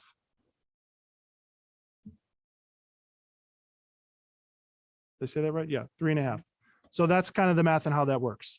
So I project that forward based on whatever the calculation works out for CPI. And then what has historically been our practice is the average raise that is for teachers is also granted to ESP administrators. So those are the assumptions there based on the calculation relative to CPI. So those 2% earlier calculate out to be these 3.67 in future years. Now, the astute question may be, hey, Dan, how can you have raises? If your revenue is going up by CPI 2%, how can you have raises of 3.6? That sounds like it's too much. Well, there's other things that we consider. And I'll get to that after this slide. Insurance. So insurance right now, our preliminary renewals is around an 8.3% increase in insurance next year. That is substantial, especially because we spend $5 million on insurance a year. Part of that is one, we've had pretty bad loss ratios. So meaning we have spent, our plans have spent more money than the premiums that have come in. So that was working against us, and the cost of health services has been going up about 6% based on our consultant's opinion. And so that's significant. And then future years, I don't know, but 6% is kind of more of an average use. Dental next year, we've had great losses and we've had no losses in dental. People need to go to the dentist, please. But right now it's flat, and for future years, I'm using 2%. So other salaries and benefits. So there's other things. I'm just going to run through these real quick, but these are other points these are assumptions that I have to plug in. In addition to getting the raise, teachers also are allowed to move over on lanes. So if they get a master's degree, they can move over. If they earn more credits, they can move over. That cost, I've got some of that historical data in there. I'm using 180,000. Retiree replacements. This is where you can give a raise that is higher than CPI and still afford it, because people retire. And then when we rehire that position, they are hired in at a lower rate than a retiree, because that person may have 20, 30 years of salary increases built into their salary by the time they retire. And so we replace them at a lower range. Now, what is that lower range? That's an important assumption as well. So I have also included for you the historical data of what has actually happened here. And so I'm using 74,000 as my assumption going forward. The other 2 points, tuition reimbursement, I'm assuming flat. 403B contributions, I'm also assuming flat. So that has been going up. First year went up 50%, last year went up 25%. I'm assuming that is flat, right? You have to put some number in. I could put any percentage I want. I'm assuming flat right now. And then we'll talk about the impact. So that's salary and benefits. Now, in terms of non-salary and benefits, really those are broken up into each fund. So for the education fund, 1 to 1.5% increase on like purchase services, supplies, things like that. Operations and maintenance at 2%. Transportation fund at 3%. That coincides with our contract with Lakeside. That is a 3% renewal for next year. And actually, one interesting point is the renewal that we are paying for this year was a 5% increase. So we've been trying to manage some of these contracts that have been larger increases of 5%. To be honest, it's nice to kind of see a revenue source come in that can help offset some of those changes in costs. But our contract with Lakeside is a 5% increase this year, and then a 3%. So I've built that in. Capital projects fund, there's nothing in there right now. The reason for that is because there's no identified big projects that we have in the hopper, like actually happening. But we need to incorporate our long-term planning. So stay tuned. I will come back to this. And then Tort Fund, that's our fund that we pay for insurance premiums for property casualty, legal liability, that kind of stuff. That is not where we pay for lawyers. That comes out of the Ed Fund, but just so you understand, that's Tort Fund. 2% increase on there. That one might be a little low, but it's not a very large fund. Okay, those are the assumptions. Pretty much every data point I said, you have to pick some number in all of those categories to have some realistic projection scenario. So as a reminder, we're looking for 3 things. Is there a surplus or a deficit each year, revenues exceeding expenditures? What's the fund balance percentage change? And then what are the trends in revenues versus expenditures? So based on my calculations, and with all the data and the assumptions that I talked about, these are the projections for the next 5 fiscal years.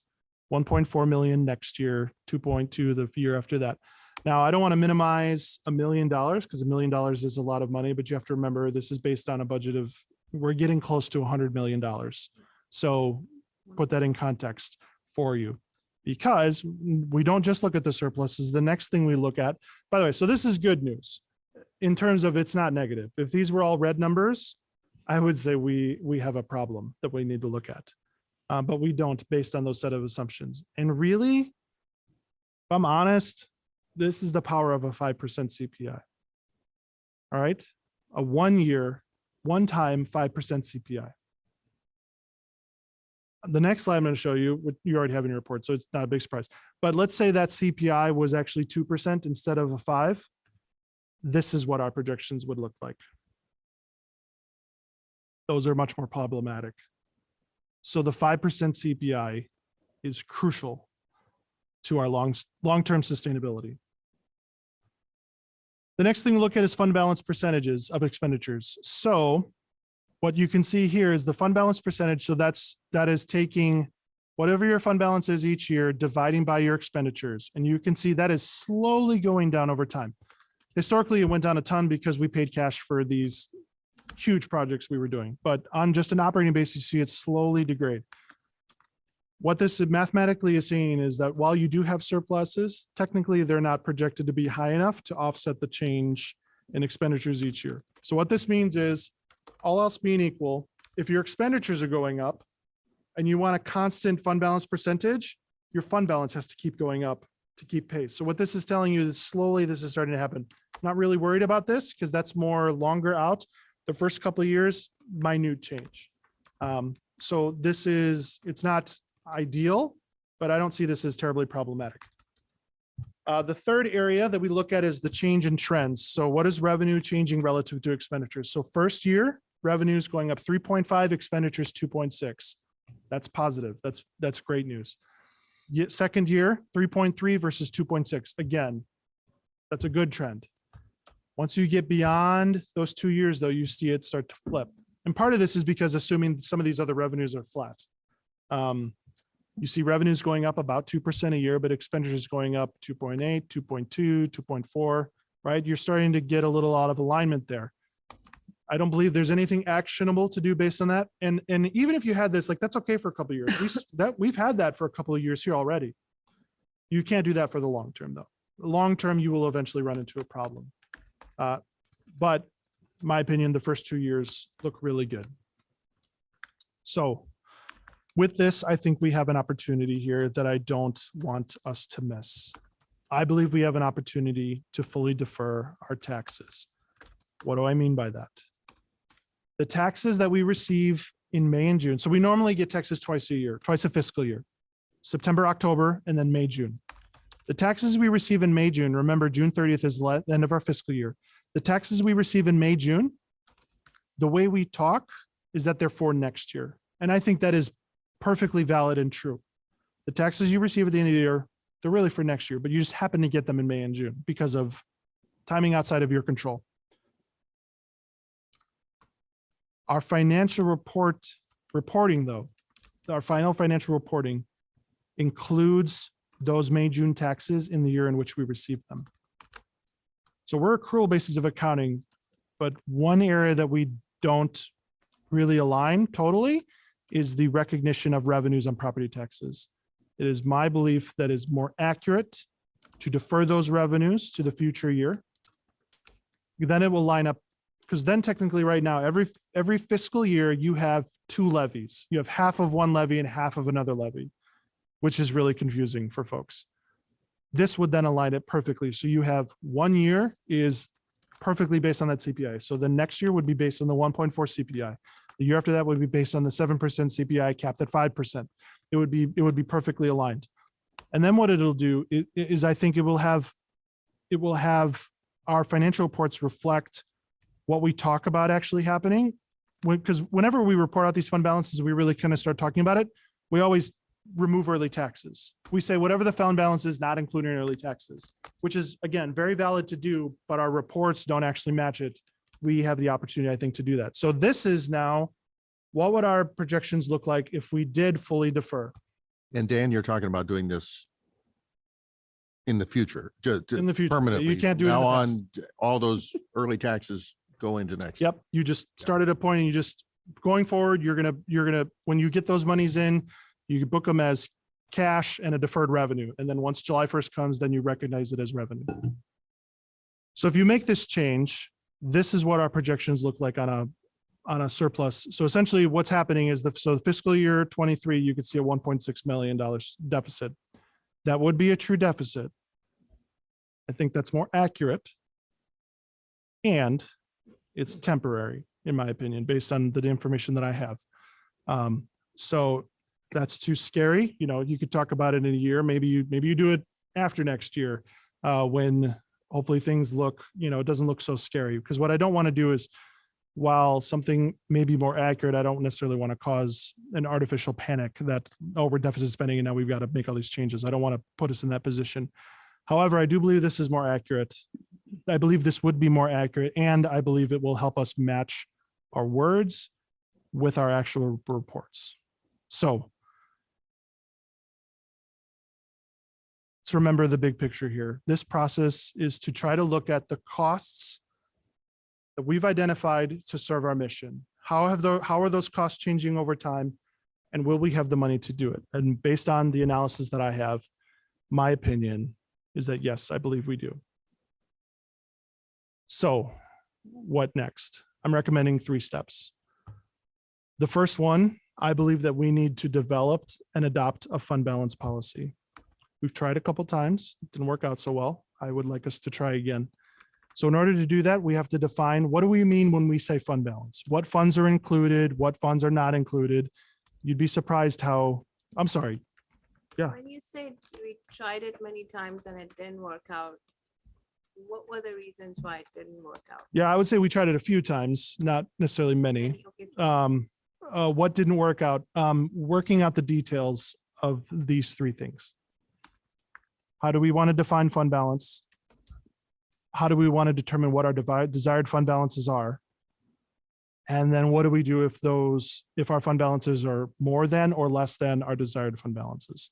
I think if I can add to that, I think one of the things that would have helped us in that process would have been, had we been deferring those early taxes and had more of an alignment with actual revenues versus expenses. And then the fact that we were in the midst of spending down some of that balance for these big projects and things, it just got somewhat complicated to try to figure out exactly where you land on different, you know, a metric for this or that. And it just became, it's not something you have to do. So it became something that just never really solidified.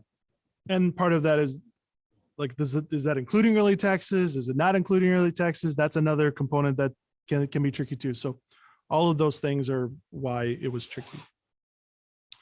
The second thing is that I think we should consider fully deferring our property taxes. So I think the next step for us is to talk about that options. Let's talk about what those implications may be.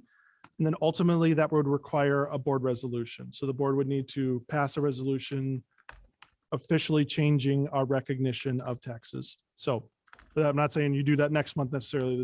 There's more time to do something like this. The third step is for us to incorporate the long-term capital planning. So this is what I mentioned earlier in the meeting, but that I believe is really the next step to kind of fill out fully our long-term financial projections. So what that is we have a list of things on there right now. What we are working on and need to further develop is what is the process for how things get on that list? And then 2, what is the process for prioritizing what's on that list? Because there's not going to be enough money to do everything that everybody wants to do, right? You face, unless you don't, but most people face that in their own lives, right? No difference here.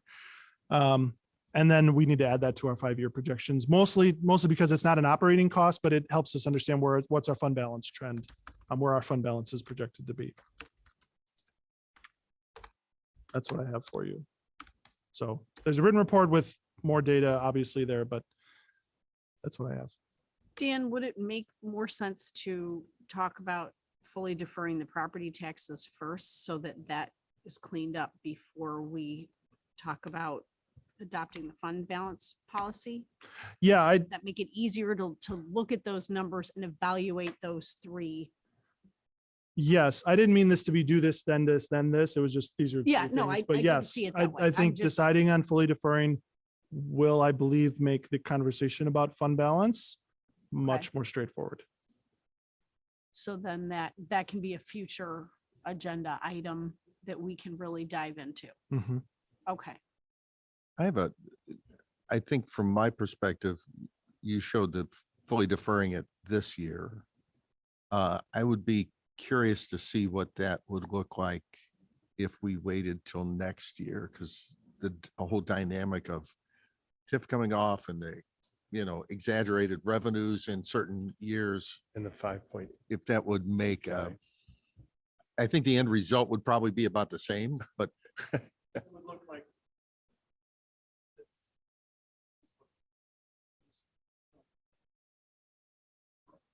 Now, you can have, if we had a budget that had a deficit, so let's say I calculated the budget and, oh man, we have a $1.6 million deficit. The next question I would ask, is this a one-time thing or is this structural? Like, is this going to continue for future years? My opinion, it does not look like it would continue. It's really a one-time thing. And really the reason is because the next fiscal year would be based on a 1.4 CPI versus the following year. That's when the 5% CPI really kicks in. This is simply not recognizing the money we get in that year. We're recognizing it in the following year. So it looks like a deficit. Yes. And because we are on the accrual basis of accounting, it's more accurate in terms of a full picture. So I have it's to not s- that we have less money. It's just when it's recognized. I just want to, It's a paper Kinda say accounting that, change. yes. Yes, that's why I want to be careful. I think it is more accurate, but also you just want to be careful that you don't make one little paper change that then causes an organization to panic. And I don't want that for our organization. I'm a- And I don't know that it would. If you Yeah, I did something like this, I don't think it would. I'm actually surprised it's not a greater deficit in that first year. And I think it makes it cleaner because then the CPI that's affecting those numbers is the same. Trying to parse that out between two different years and when we're collecting the money is challenging. And I think it would be challenging to develop a fund balance policy in that manner. I think that we need to make this change before we really get into the numbers of our fund balance policy. I think that makes sense. So sorry, I had one question back on that slide, but why are we in a negative zone in 27?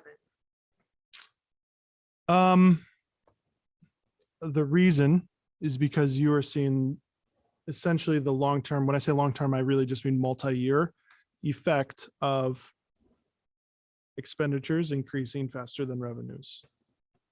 This is what I mean by eventually it will cause a problem. Now, do I think that will actually happen 5 years from now? I don't. That is a very, very small number, especially when you're talking $107 million at that point.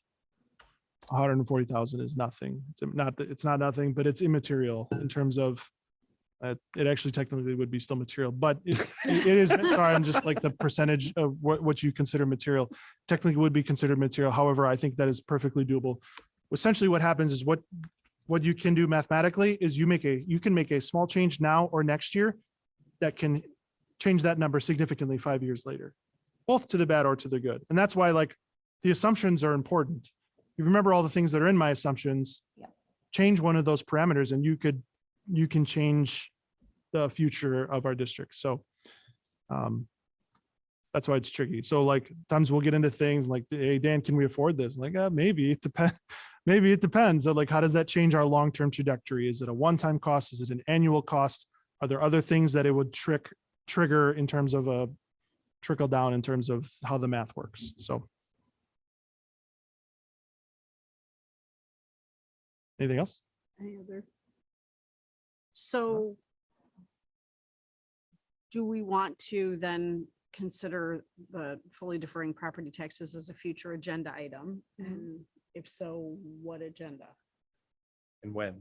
When? Right. But the question is, Do we have based to- on budget preparation that you're going through now and our approval of that budget, I think that would drive, because this would be for the fiscal year 23 budget.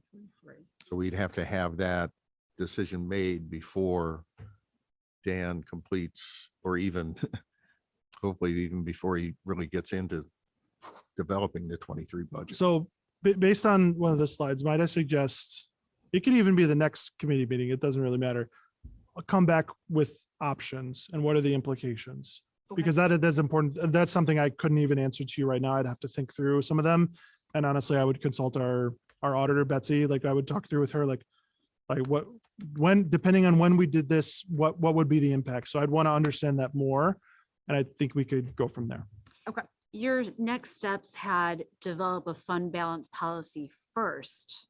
Were those in any particular order? Because number 2 is No. consider fully deferring the property taxes. No, I just listed them as 3 things. It Just was three not a things. priority. Yeah, I Okay. didn't think. So that we, as part it's of it. not necessary that we develop that policy before we propose a resolution to defer the It is property not taxes. necessary, no. I think to Casey's point, I think it was Casey. I think it'll make it easier for sure. For our newer members, have you logged into Press yet? One time, yeah. Press is, you go to your ISA or the ISB, right? And then you find Press and you can search all of the suggested or recommended policies. They have a policy for :20 called fund balances. We also have one that's 420, but it's about transferring funds. So it doesn't line up with theirs. Doesn't matter. But that would be a place to go to look and see what a typical fund balance policy looks like. And just logistically, what does developing a fund balance policy look like? Do you present a recommendation to the board and then we vote on it? Or what would that process of defining fund balance, determining desired fund balances, developing the process for over and under desired balances? What just logistically would that look like? Well, it would follow our process that we do for other policies. So that would come in our P&P committee. Typically what comes with there is an actual draft of what the actual policy is. Once it gets to that point, it's probably more appropriate to talk about what should be in that policy first, rather than like, here's a sample policy. So there's more people than just me involved in a process like that. So I think my opinion would be, I think it's worth talking about those 3 items that I talked about. What would we want to define? What would we want to do? Like, what would we want our process to be based on that? And using certainly Press as a starting point, I think, or you can just use what Press says. But I think technically the way Press is worded right now, it's a little tricky to understand. I would want to clear that up a bit, but I would love to see your stab at it. sure. Yeah, we can. I do like your idea that let's first figure out what we want to do. And then it's mechanics of writing it down in words.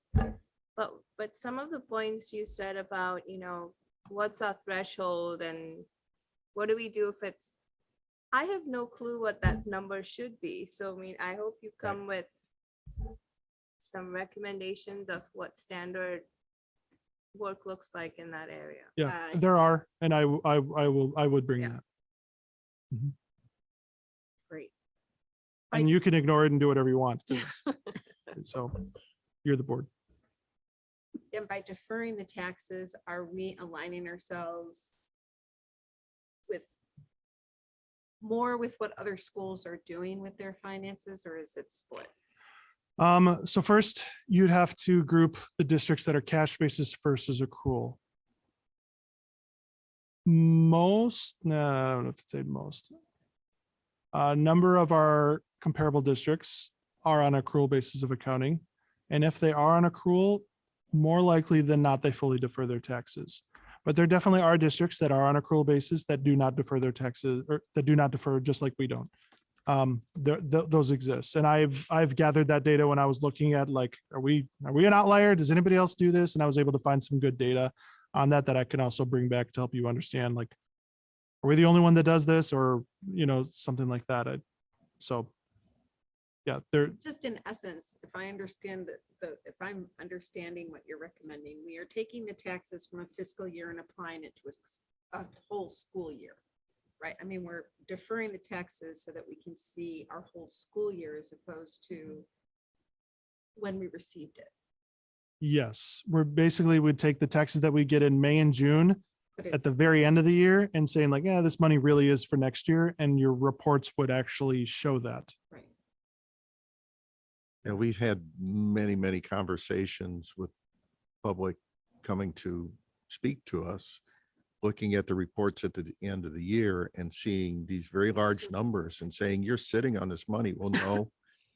And to explain, that's like your checkbook as it looks the day of payday before you've paid your bills. And once you pay your bills, your balance isn't all that great. But the minute your paycheck hits before you pay your bills, it looks really big by comparison. And we, over and over having to explain that. And I think this just lines up the revenues with the intended time frame that you're spending those revenues, so that that end of the year isn't artificially inflated by taxes that are already earmarked for spending.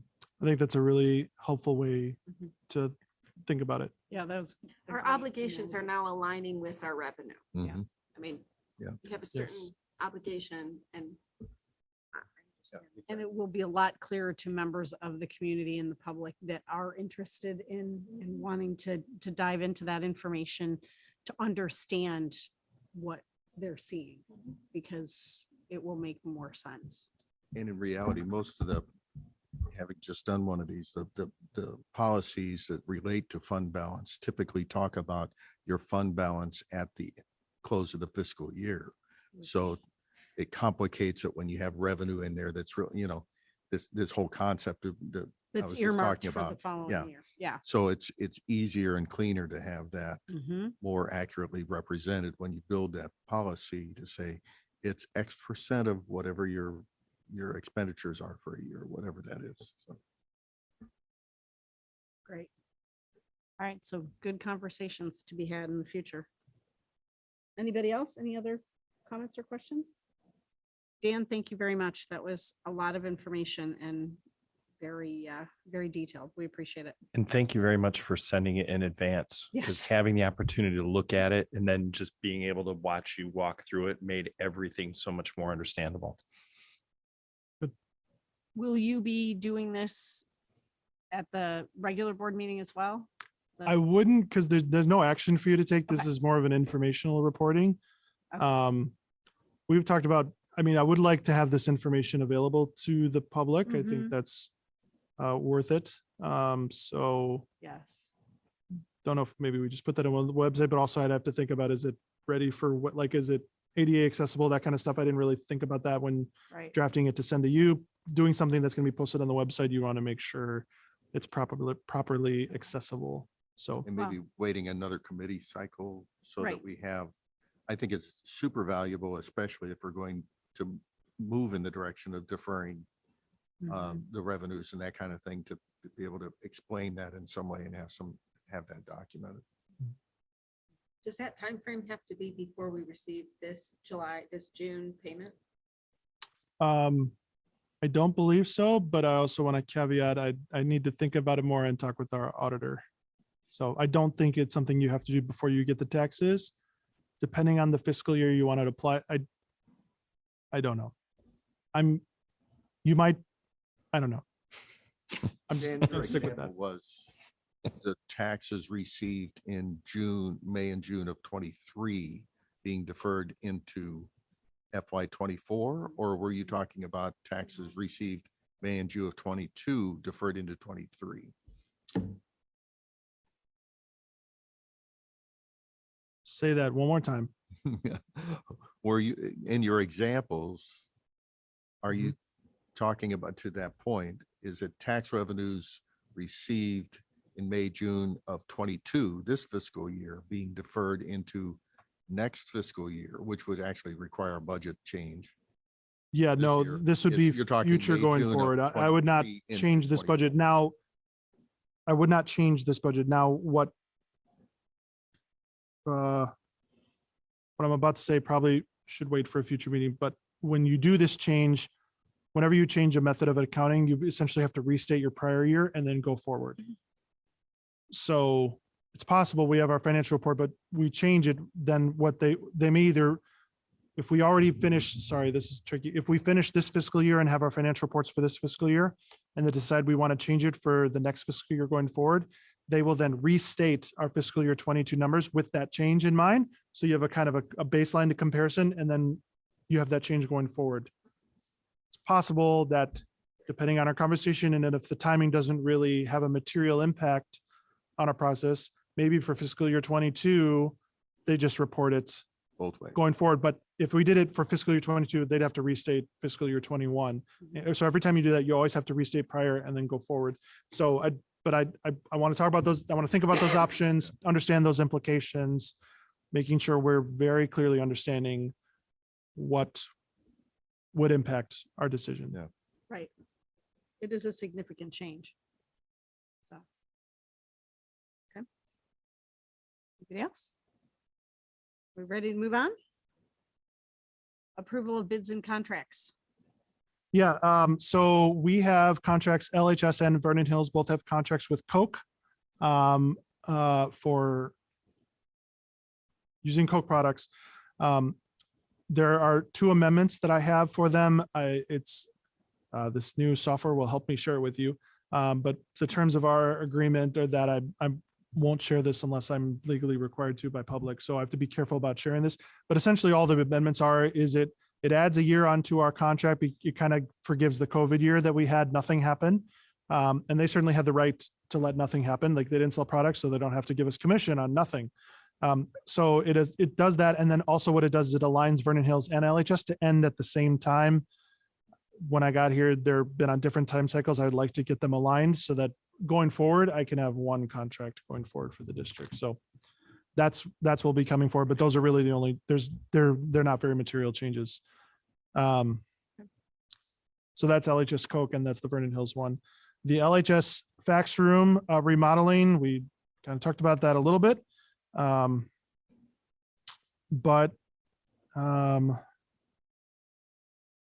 on, which one's first? The abatement? I lost my agenda. Remodeling. Remodeling's first. I have it backwards then. So the remodeling, we had 3 bids. The low bid that we thought at the time was 1,367,000 by Can Do, but they came back later and said they missed some stuff. They need to pull the bid. So the next lowest bid is Minuso General Contracting for a bid of 1,673,310. So that was the bid. We talked a little bit about that earlier, so I really have nothing, I guess, to add at this point. Any questions? We have experience with them before. The contractor, I don't know. I don't believe they've worked in our district. They've worked with STR before. But to my knowledge, I don't believe they've been a contractor. So, and then the abatement, which is related to that. So we got 4 bids in for the abatement there. And I believe the low one is Able Plus, right? Mhm. Able Plus for 67,000. So that's a little bit, that's also in the sheet that we talked about. We didn't talk about abatement a whole lot, but that's also in the information that we talked about earlier in the meeting. So. Those will be coming up for approval at the regular board meeting. Yes, a week from today. Okay, any questions on those? Moving on to upcoming bids and contracts, food service. Yep, so we talked about issuing the RFP, request for proposal. So it's not a bid, it's request for proposal for the food service. That went out a week and a half ago or so to, I think, at least 6 of the vendors that I'm aware of that we could find. And so we've talked to several of them, confirmed they got the information. So we've got a tour happening this Thursday where the vendors will come meet. They'll tour both building facilities, take a look. The buildings are assembling a committee representative of administrators, teachers, students to look at the proposals and even go on a tour of, probably a handful of final candidates that we think would be good, go tour their facilities and take a look and see what they think. And so that will fill our time in April. So I would hope that at point in April, I probably could come to you with a recommendation. So Dan, wasn't there some rule change or law change or something that says, or is that just for if you bid a food service that the dollar didn't have to be the primary? yeah, I think that is for districts that are on the National School Lunch Program, because before I believe You're you right. had to go with the You're right. low bid. You're right. Now I think it's trying to acknowledge Yeah. That it's maybe not food necessarily the taste might cheapest hit- person yeah. is the one that can give you the best service. Yeah. So But that doesn't apply to our situation. You're right. Thanks. There will be no disposal of obsolete equipment at the regular board meeting, and then on to future agenda items. Yeah, just so next month, I should have, by the time we have our committee, our finalized property tax extension. So we levied back in November. I should know what all those final numbers are going to be. So I'll share that with you and we'll see how well we guessed. NIHIP, our medical and dental insurance final renewal, I think I'll know that by the next committee meeting. I have a preliminary, and so I'll know our final. The next one will be fund transfers. So we're mostly done paying for the project. What's it called? Fieldhouse, thank you. And we finished paying for the Vernon Hills edition. So now we need to move money from the right funds to essentially pay for it. So I will bring those moves to you. Pretty much all those moves, and we're going to involve board action. Some may involve hearings depending on which funds we move. I don't know if you remember that thing from last year when we were trying to explain, there's a lot of legal things we have to keep in mind when we're talking about transferring between funds. So that's coming. And then the final one is, I don't know that I'll have this necessarily for the next meeting. Hopefully I can have something, but our transition pathways program, that will be a capital project for us. We're going to have to renovate that space ready to go. So we approved the lease, which is great. Now we have to get that space ready for students to come next year. And so that will be a renovation project for us. So we will try to have something. I know they've been working on the design. They've been working on a lot of things. So we need to bring that forward to you. And we want to add the discussion on fully deferring property taxes. Yeah. I didn't have that foresight to put it on here yet. And maybe I thought that was a bit presumptuous, but yes, for sure. We will do that.